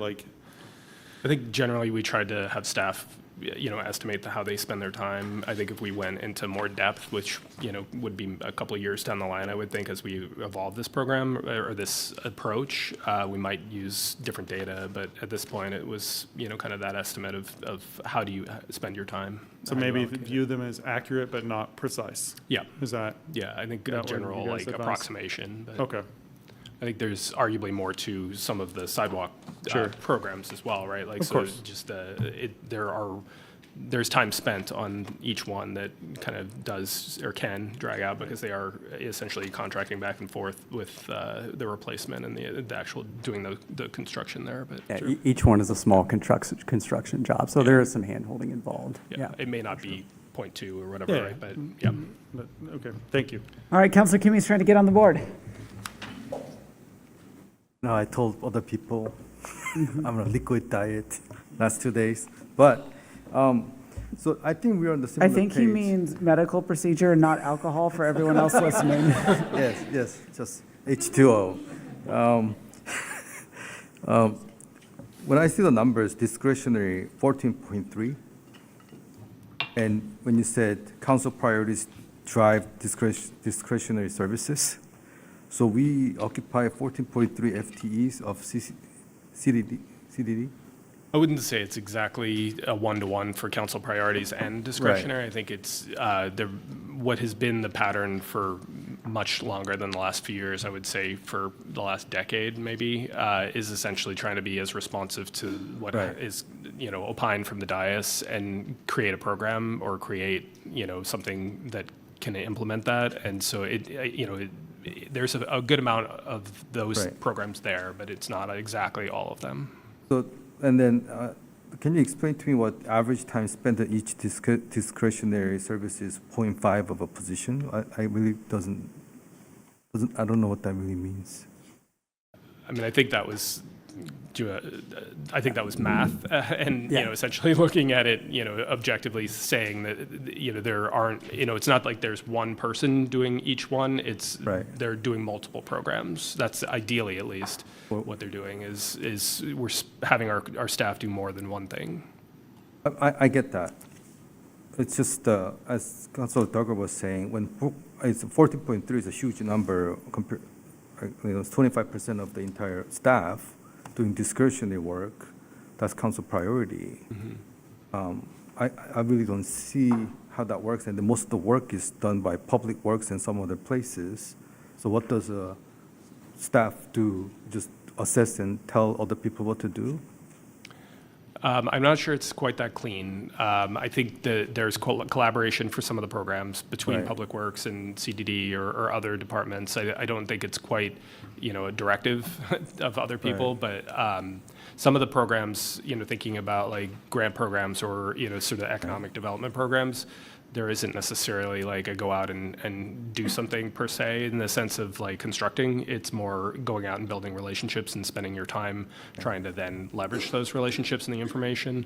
I'm assuming, I don't know, do you want to speak to other specific programs? Or? Yeah, I mean, public arts is a good example. That's 3 FTEs that it's not mandated, but it's a value of the community. So things like that, other plans or programs, there may be long-range plans that are, some of those are mandated. Some of them are also aspirational that we know we need to target. There's a segment of the community, or there's, like in the case of economic development, oftentimes it's, trying to implement a strategic plan, not mandated by any level of government except, us wanting to kind of have some sort of direction and North Star to follow. And oftentimes those are, I don't know if the exact right verbiage would be mandated by council priorities, but it's trying to be responsive to the values that are reflected in the council priorities. Right. I appreciate that. Maybe I'll look into a little deeper, but I just want to get a picture of how this thing works. Yeah, thanks. Yeah, sure. All right. Okay. Well, Want to point out what I think you're hearing from the council is we would like precise information to make budgetary decisions on, and it's challenging for us. If I may, to the conversation earlier about discretionary general fund revenue, all general fund revenue is discretionary. So if our permitting, we bring in $3 million, that does not mean it's for CDD. It's all discretionary dollars. So building fund, for instance, is an enterprise fund. Those permit and fee revenue comes in, that's to fund building fund operations. Our other functions are not like that. Utilities are enterprise funds directed to that. So these are the big policy conversations. Site development is 100% cost recovery. Planning went up to 75%, and there are good reasons for that, because with long-range activities, you don't want everything to be 100%, and not every planning project goes through. So it's sort of a subsidy for the community to increase development too. So I just want to put some of those things out there as well. The same with the enterprise zone. Some of those fees are dictated by the state ORS as well. So thank you. Okay, so I guess now we're going to potentially, we'll see, turn and burn a little bit. Public Works, we're going to talk about, next slide, the overview, which is general fund only, the asterisks on there, really focused on a cleanup program, which had been initiated under a Metro grant and was successful in addressing downtown specifically, I think, but it ended up being a lot of the city, some of the graffiti removal, some removal of items left by our neighbors experiencing homelessness, other items in the community, doing general cleanup. Fleet, facilities and landscape, which is kind of a combined division now, and then engineering management. So it's not necessarily the breadth of the entire program, nor is it the breadth of the entire Public Works Department. A lot of those funds are generated for utilities and through rates and other things, so that this is just the general fund portion. So there are 33.9 total staff. 96% of the time that they spend is on mandated or operationally necessary services. So essentially looking at the way that we allocate, for instance, fleet and facilities, they are allocated like we mentioned before. Essentially, there are certain programs that are allocated across the entire organization because we all use them, or most of us use them. All departments generally are using a fleet vehicle of some kind. Everybody is in a facility or another. So it's $14.7 million, and again, a lot of this is allocated. We can go to the next slide. Generally, some takeaways. Again, pretty small sample of Public Works, but these services are very, very visible. So they're essentially things that may not be mandated in terms of the utility side of things that people would notice if they didn't work. But thinking about graffiti removal, mowing and landscaping of facilities, and some of the medians in the city, shopping cart removal and cleanup, and the flower baskets, everyone's favorite. I know it's on there for my edification, but those flower baskets are awesome, and people always compliment us, and they're a natural traffic calming mechanism, so we should put them in another category. Okay. I think there can be some strong opinions about flower baskets, I know, from the back of the room as well, but I think they are beloved, and they're something that we definitely spend a good amount of time and resource on. They are things, though, that are noticed, right? So traffic calming or not, right? Like, people notice the flowers, they're beautiful.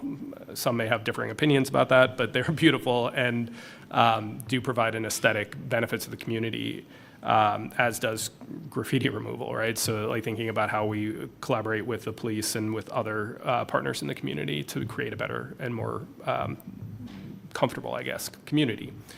Number two is the loss of strategic capacity, and this is something we've felt thinking about facilities in particular, just thinking about space analysis and long-term maintenance strategies, things that we need to be on top of. And I know we did bring the facility master plan through council, and are trying to implement that. It's challenging, though, to think about how do we implement it in a resource-constrained environment? How do we do that while we're then juggling the staff on multiple other things, which now does include kind of the leasing of other rental units in this building, or I think they're soon to take on some of the rental responsibilities. They're in the process of finalizing a hire to coordinate with Bureau on property management between city assets and Bureau assets.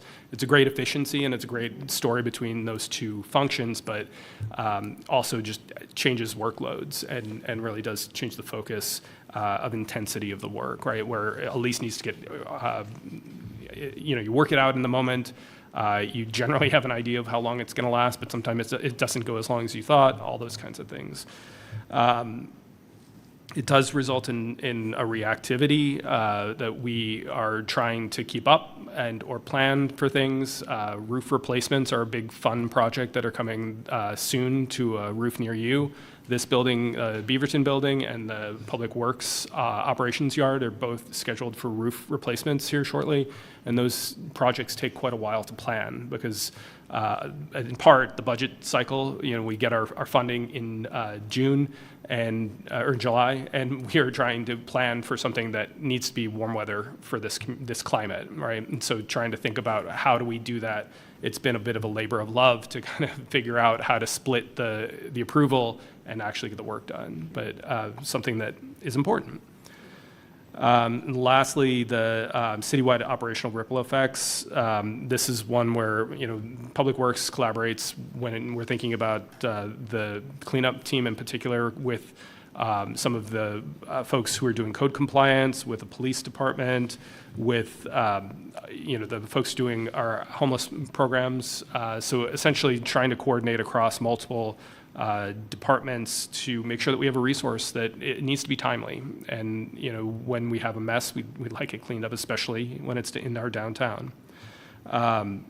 The deferred maintenance, today is costly tomorrow, and we've been very intentional about trying to prioritize some things and continue to defer other things.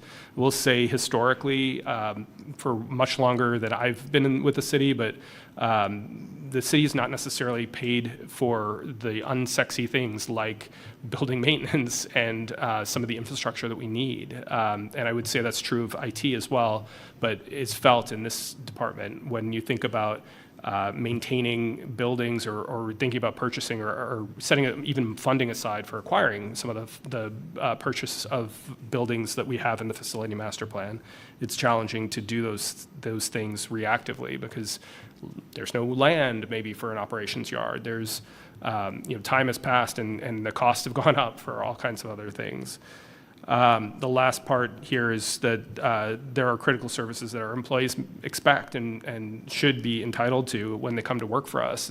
It's a quality of life issue and a retention issue for us that we have maintained buildings. This department or this section of the Public Works Department maintains security, janitorial, which is also, I'm sure, a very fun topic for the council when we have to bring it to you.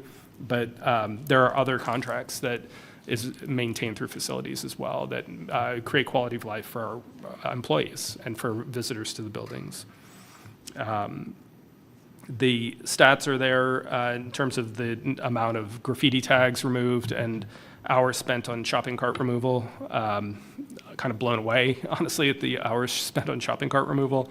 But I will say, right now at least, we are staffed below standard. I think we had talked about that before, and Travis was nice enough to provide us with numbers around the industry standard for facility maintenance. It's 1 FTE per 50,000 square feet.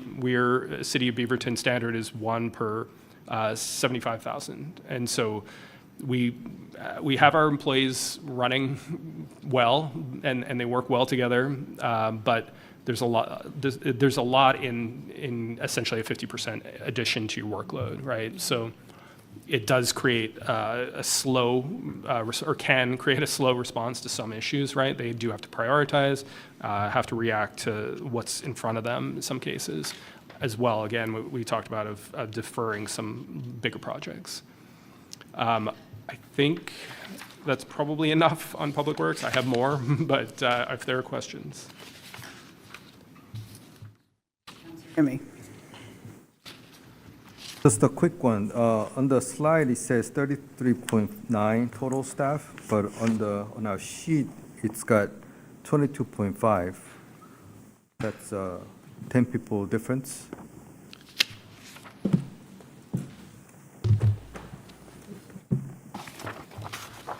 Which page is it? That's just facilities. Can you hear me now? Yeah. 22.5 is in facilities, and the remainder are in admin and in the fleet and cleanup. Plus admin and fleet, then 32, okay, all right. It was not divided up here, that's why. Sorry about that. I will say one of the number one complaints I got when I was a city councilor was shopping carts. And so we went through quite an evolution. He's laughing because he's had phone calls from me directly on the shopping cart issue. So it is such a huge problem, and stores are required to like pick them up themselves. And so looking at, obviously we had to aggressively start doing it. It was really bad. Like Beavers had nothing on shopping cart dams that were around the city. But now that we're in a pretty good place, like what's our expectation of stores that are like they're supposed to go pick up their own shopping carts?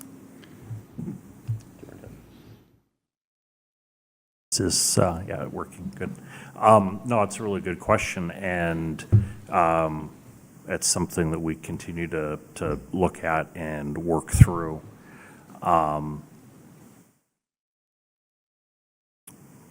And our team moves the shopping carts to a central location, and then the stores come and pick them up from there. I mean, maybe we need to look at a fee. We can definitely look into a fee. I mean, it will take us some time to work with our colleagues and that sort of thing, but I think. Oh, Dan, I figuring know. out- But you highlighted shopping carts in your presentation, so don't not expect the council to react to, we have all this FTE picking up shopping carts. My point being, the state requires them to pick up their own carts, and if we're doing it and they want them back, maybe we need to think about a fee. Ransom, whatever you want to call it, hostage, shopping cart race, Iditarod, whatever we need to do. I do think we did some initial looking into that a while back, and I'll dig through and see. There was some business pushback on it. I'm shocked to hear that. Yes. We have maybe there's a state representative in the room in the future that wants to do a bill to benefit cities. And shopping carts, so big shopping is going to hear it from here. So. But I would say, kudos to Public Works. I mean, the large majority of emails I get are often addressed by Public Works, the issues of livability, whether it's shopping carts, graffiti, sidewalks. I was just visiting the Springs on Hart and Hall last week, and they were talking to us about how they're basically stranded in the building because the sidewalk across the street is in disrepair. And we know the sidewalk is the homeowner's responsibility, but we don't do a lot of education. I've walked every street of Beaverton. I think the only other person to do that is Councilor Hartmeyer-Prigg. The sidewalks are a huge issue for us, and they're a huge source of complaints, but I also think we need to do a bit of a job educating people that it's their responsibility. A lot of times when I'm knocking on doors and talking to people and they complain about the sidewalk, I have to then immediately remind them it is their own responsibility to address the sidewalk, which is challenging. So I just also want us, as we're looking at all of this, what is our communication plan to the public? Because so many of these services we're doing are actually required to be done by businesses, being required to be done by homeowners, and we do a lot of them because it impacts livability. But we're thinking about a fee for homeowners, and we're thinking about how we're going to raise revenue. And so how do we equally share some of these responsibilities? And to kind of go back to Councilor Tivnon's original point on the board today was how do we get people more involved in the city they live? And I think that this is a great conversation for us to keep having. Councilor Teeter, getting on the board, go. So I wrote down this question or this comment before the mayor mentioned it, but mine was also about shopping carts and an interest in having those businesses that lose track of their carts have a better way to actually keep those on site. There are ways that businesses can do that, whether it's locking mechanisms on the wheels if they go a certain distance away, or other things like that. So I would be interested in something like that. A quarter of an FTE is a lot when we're looking at the cuts to the bone that we're trying to make. And, you know, when I lived in Germany, you had to put a euro in the shopping cart. It was really motivating to take it back. So their destiny's in their own hands if they don't want to pay to get them back. Thank you. All right, so looking at time, and we probably need to move quicker. So library, I think, I'm going to try to do my best here. It's a new one for me, but I'm working to get to know the library. 55.18 total staff in the general fund. 84% of that is spent on mandated services. $12.6 million budget, and that is split between the cooperative, 55% from the county IGA, and then 42% from the general fund. That contribution is a little over $5 million. Additionally, there are some grants, fines. Do we do fines? We do fines. Little fines. Friends of the library, and other things to bridge. The library takeaways, the mandatory versus discretionary. So the idea that the IGA requires a specific amount of hours of operation, 45, evenings and other services that will require us to expend an amount on staff and other resources to make sure that we are open.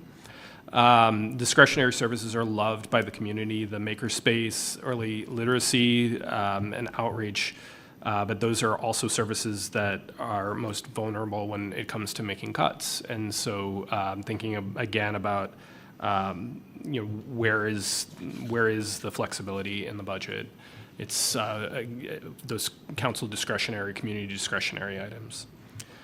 Structural services, the structure of the library services is likely going to need to be discussed in the near future, just based on budget pressures, and it's challenging conversation, not a popular one, but the library's been working through a strategic plan that you'll see come forward here very shortly to the council for discussion.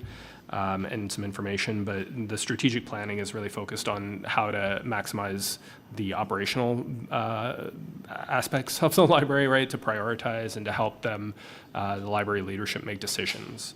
So a lot of feedback was gathered, and hopefully that will help in making some of those really tough decisions, but just offering the programmatic things are probably not going to get us there when it comes to the library budget.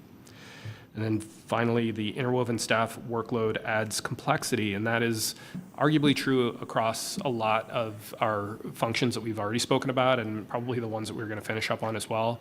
The library has a lot of staff who are blended across multiple responsibilities within the library. They are cross-trained and are doing services that make it really challenging to reduce staff, because you can't necessarily reduce a staff member and have a direct impact. It is diffused impact, and so multiple programs would be affected, or multiple activities would be affected by staff reductions.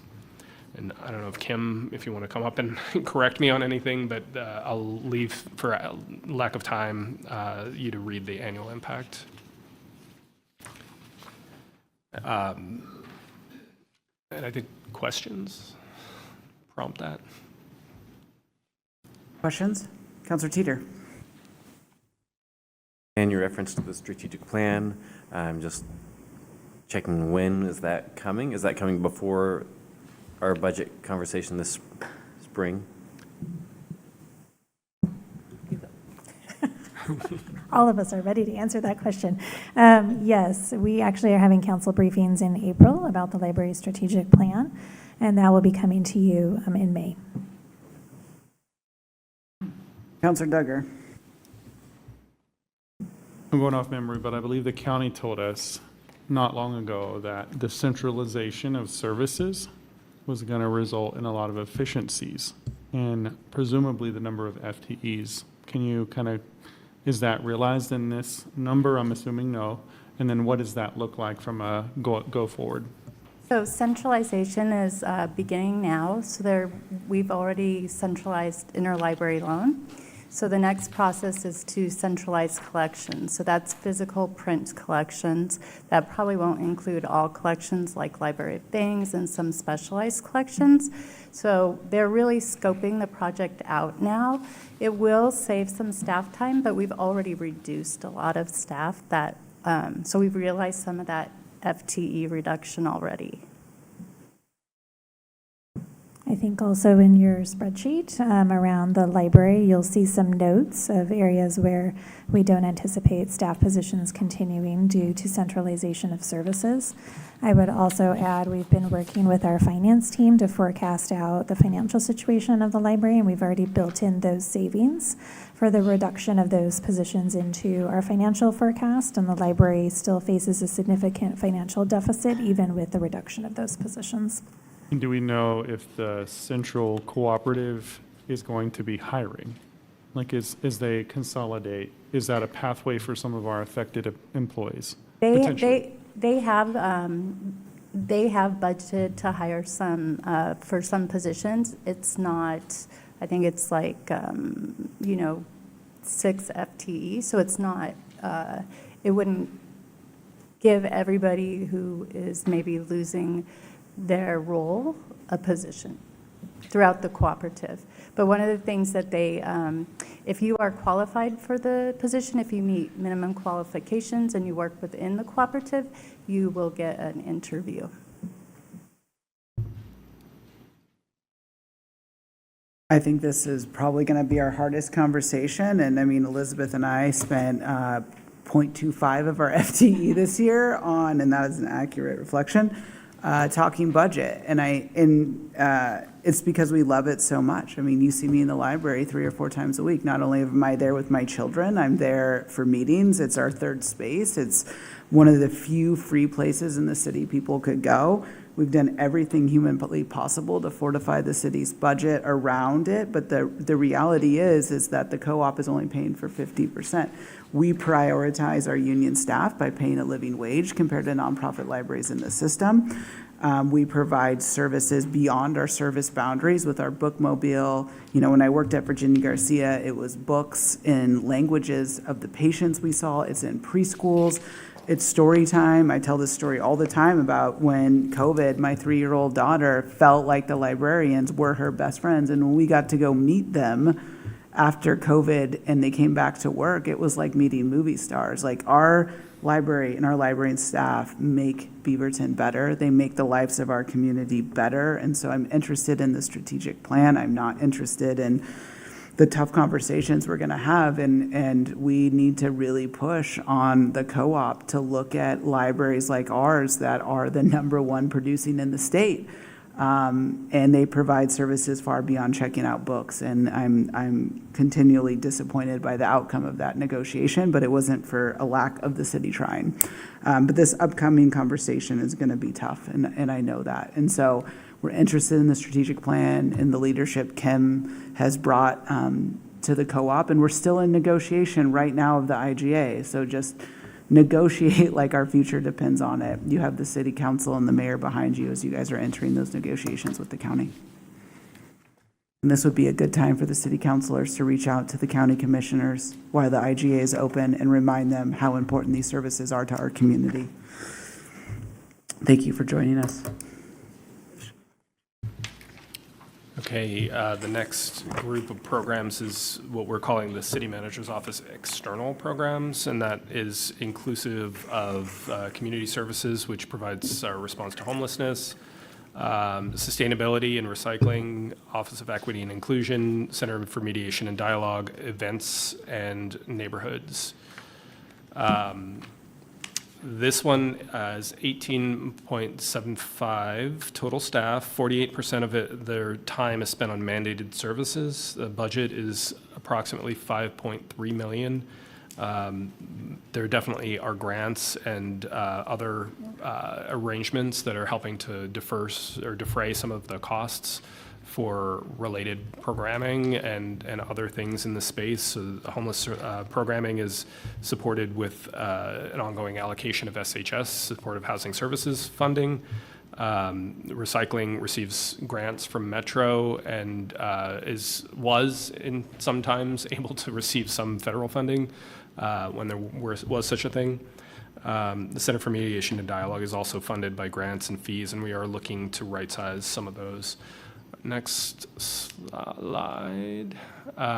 So the takeaways for this area, some programs are primarily providing mandatory services. The sustainability and recycling and community services and homelessness are examples of that. They're essentially our requirements from the state about our recycling. There are some locally, I think I would say that in terms of sustainability, and our response to homelessness is a combination, I guess. We are trying to work collaboratively with Washington County and other partners, Metro, and the program, the way that it's designed, gives us a voice and make sure that those are responsive to Beaverton's needs, those programs. The programs are also partially funded, like I said, with outside funds, so OPM, other people's money. Number two, the question still remains for this area as well. What's the right service level for Beaverton? Discretionary services do provide value. It does make it challenging, though, to reduce or to right-size the service level because they are visible services and community consumed services or things that help create quality of life. An example of that, mediation, we often tag the mediation program for all kinds of things, but they do eviction prevention, support of restorative justice, and other programs. They also facilitate from time to time for things here, and they do provide a good amount of training to the community as well. Night Market is obviously a beloved event that is put on here, and one of many that the events team is responsible for, and that do create the vibe, right? Create a community that we're all proud to be in. And then the Neighborhood Association, or NAC, program support is key to making sure that our neighbors have a voice in their government.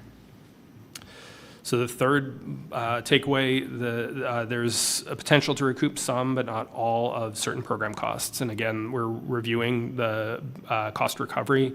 It's not quite as clear, I don't think, in terms of the mandate for CDD as in this area, but thinking about Center for Mediation Dialogue and some of the trainings we provide, how to get to a closer to market level, because we are the game in the county, not just in town, for that service. And so how do we leverage that without necessarily squeezing the market so tightly that we don't get the amount of training and interest that we've had in the past?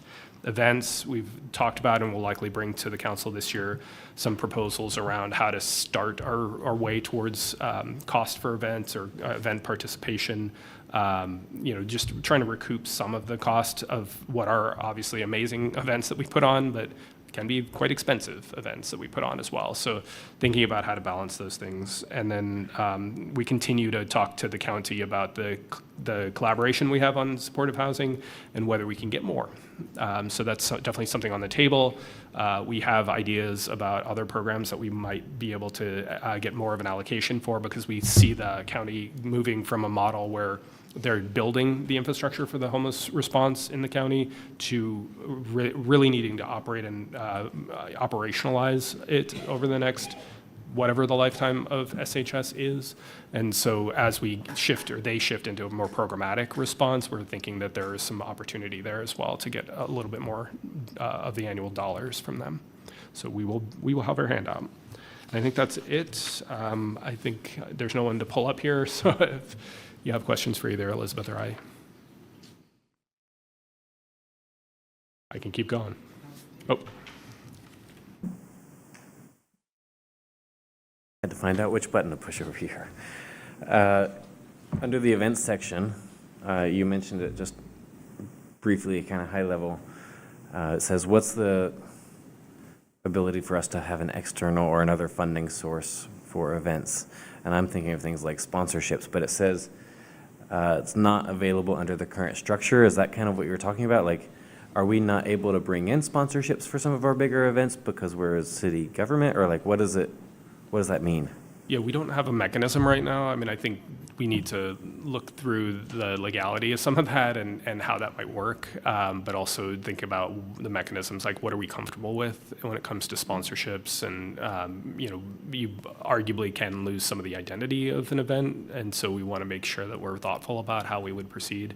But we've talked about sponsorships, we've talked about kind of fees for entry, a little bit more skin in the game for the vendors who participate in our events regularly. Things like that. So thinking about how to get that in front of you all to make some decisions about the long-term future, probably with a ramp up of how we would implement something.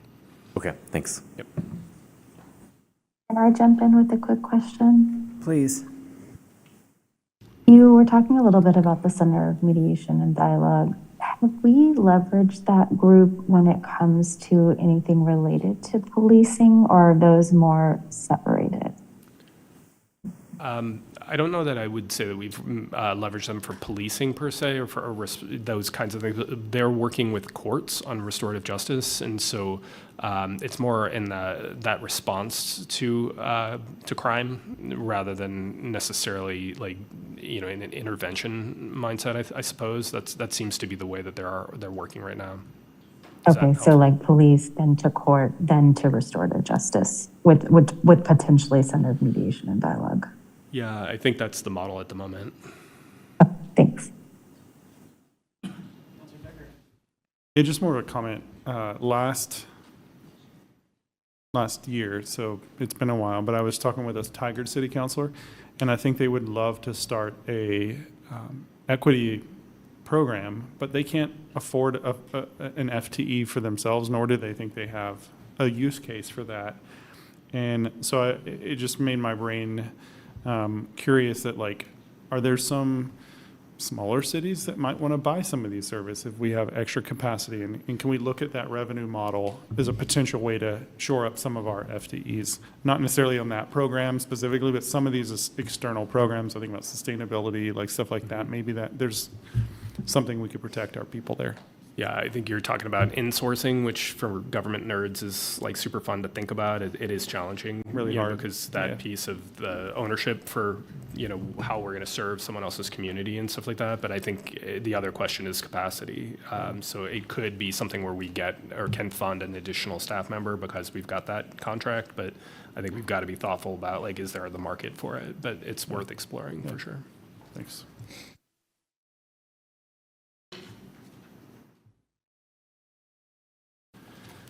Okay, the last one, I think. Support services.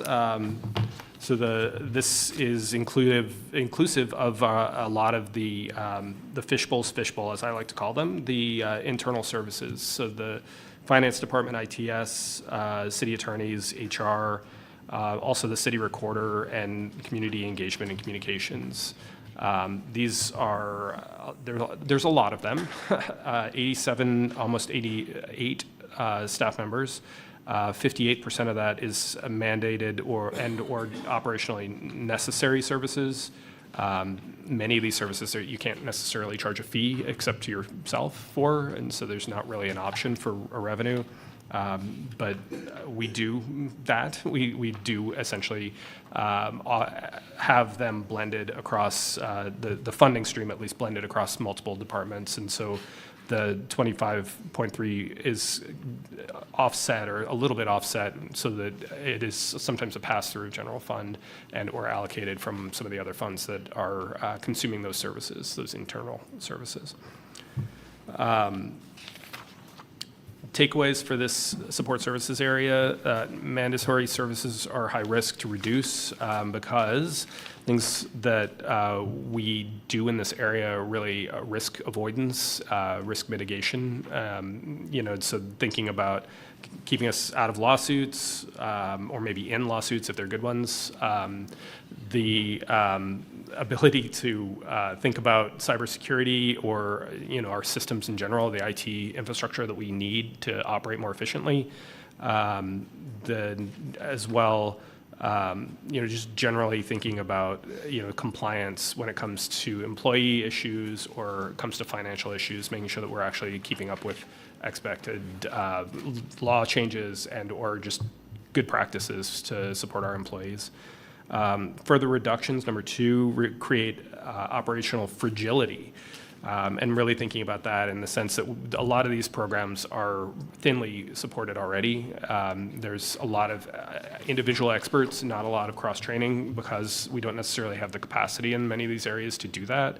And so reductions is really challenging.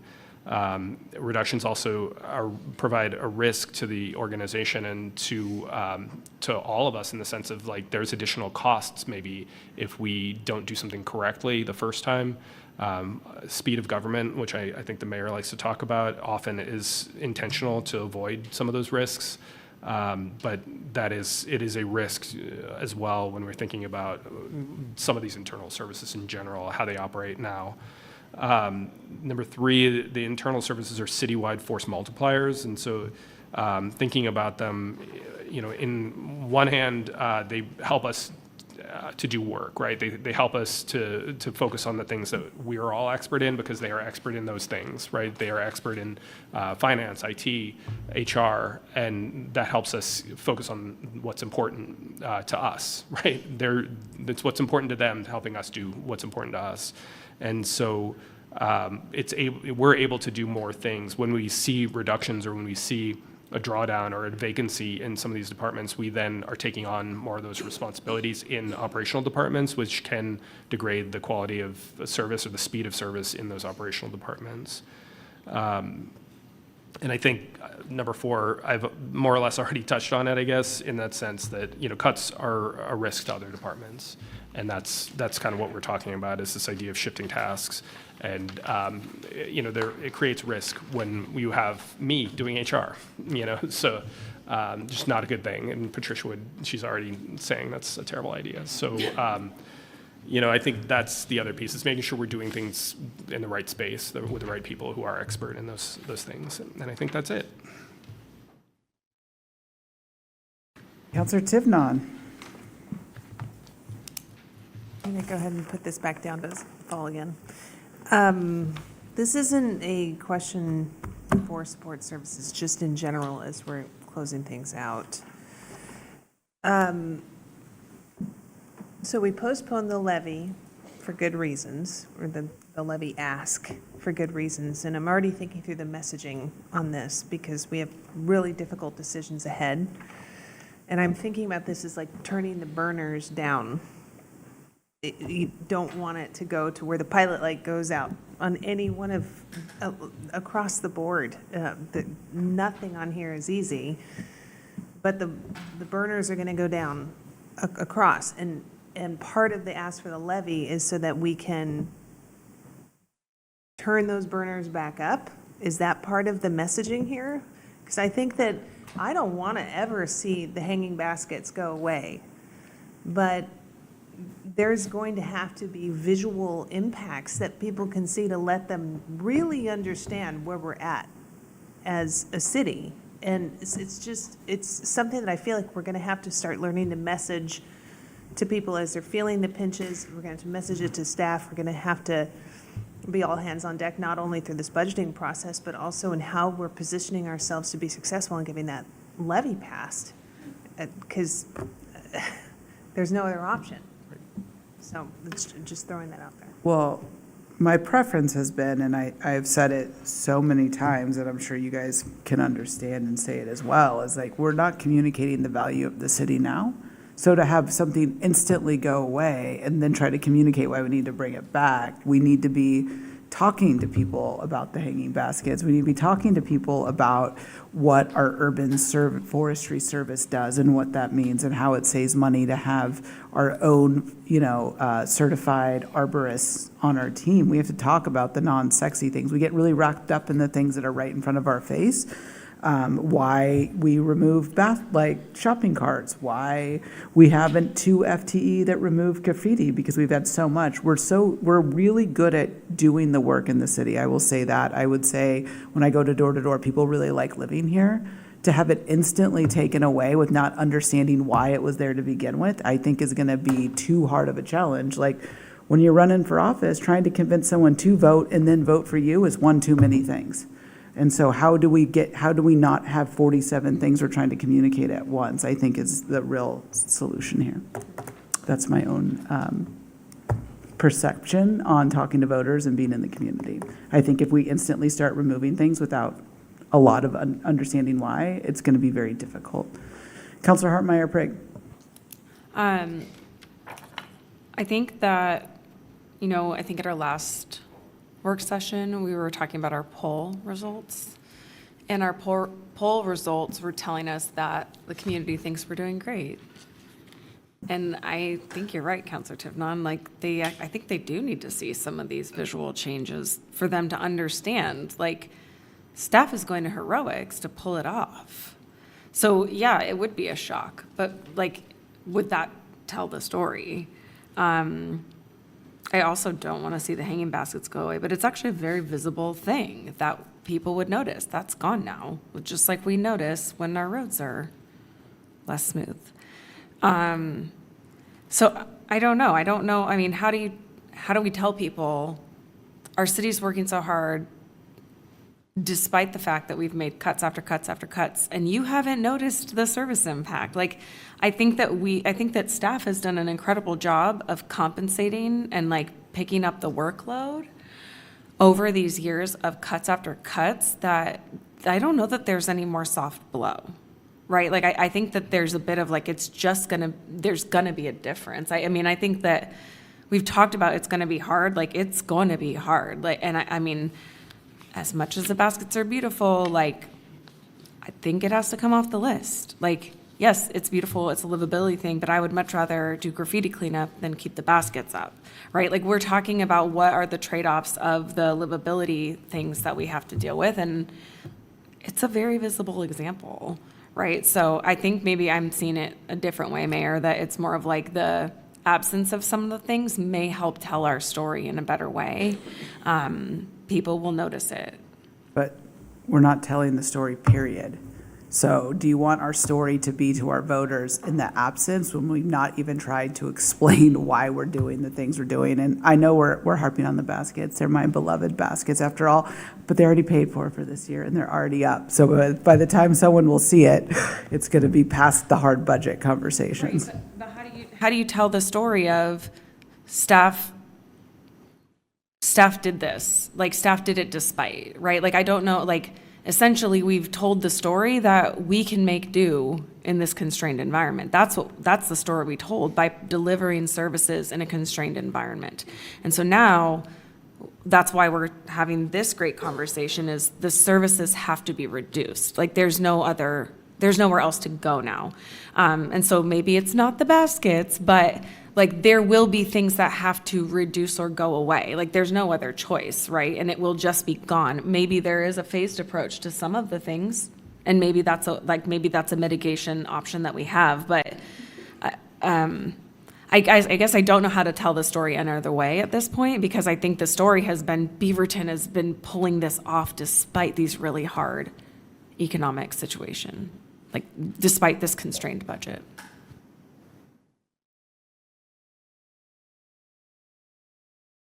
I was once in a budget meeting similar to this, spent 5 hours and came up with very little cuts because everything was essential. I just wanted to remind myself, and including all the council, that we have $60 million budget shortfall that's going to hit our face next year.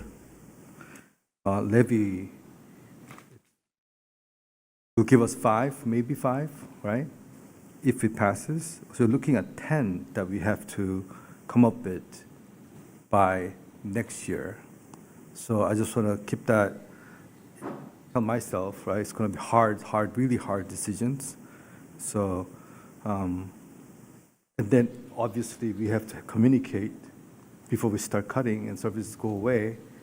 And there's got to be a narrative and storytelling plan before we start taking actions, which is summer. So we have to really work on it. I just want to remind myself and everybody that. All right. Well, this was, thank you for this overview.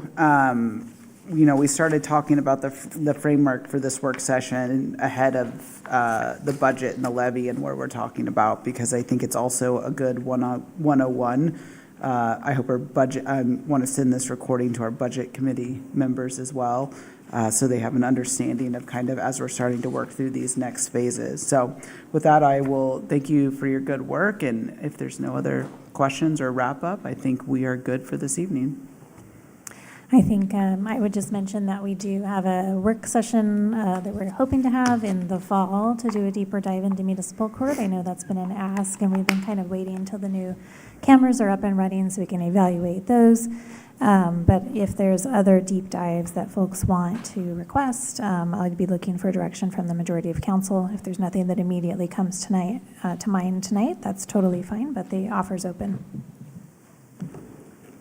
Yeah, I think we have a lot to consider over the next 6 weeks ahead of the budget. So I think, and I think the offer after budget is probably going to be more important than now. So, all right, with that, we are adjourned.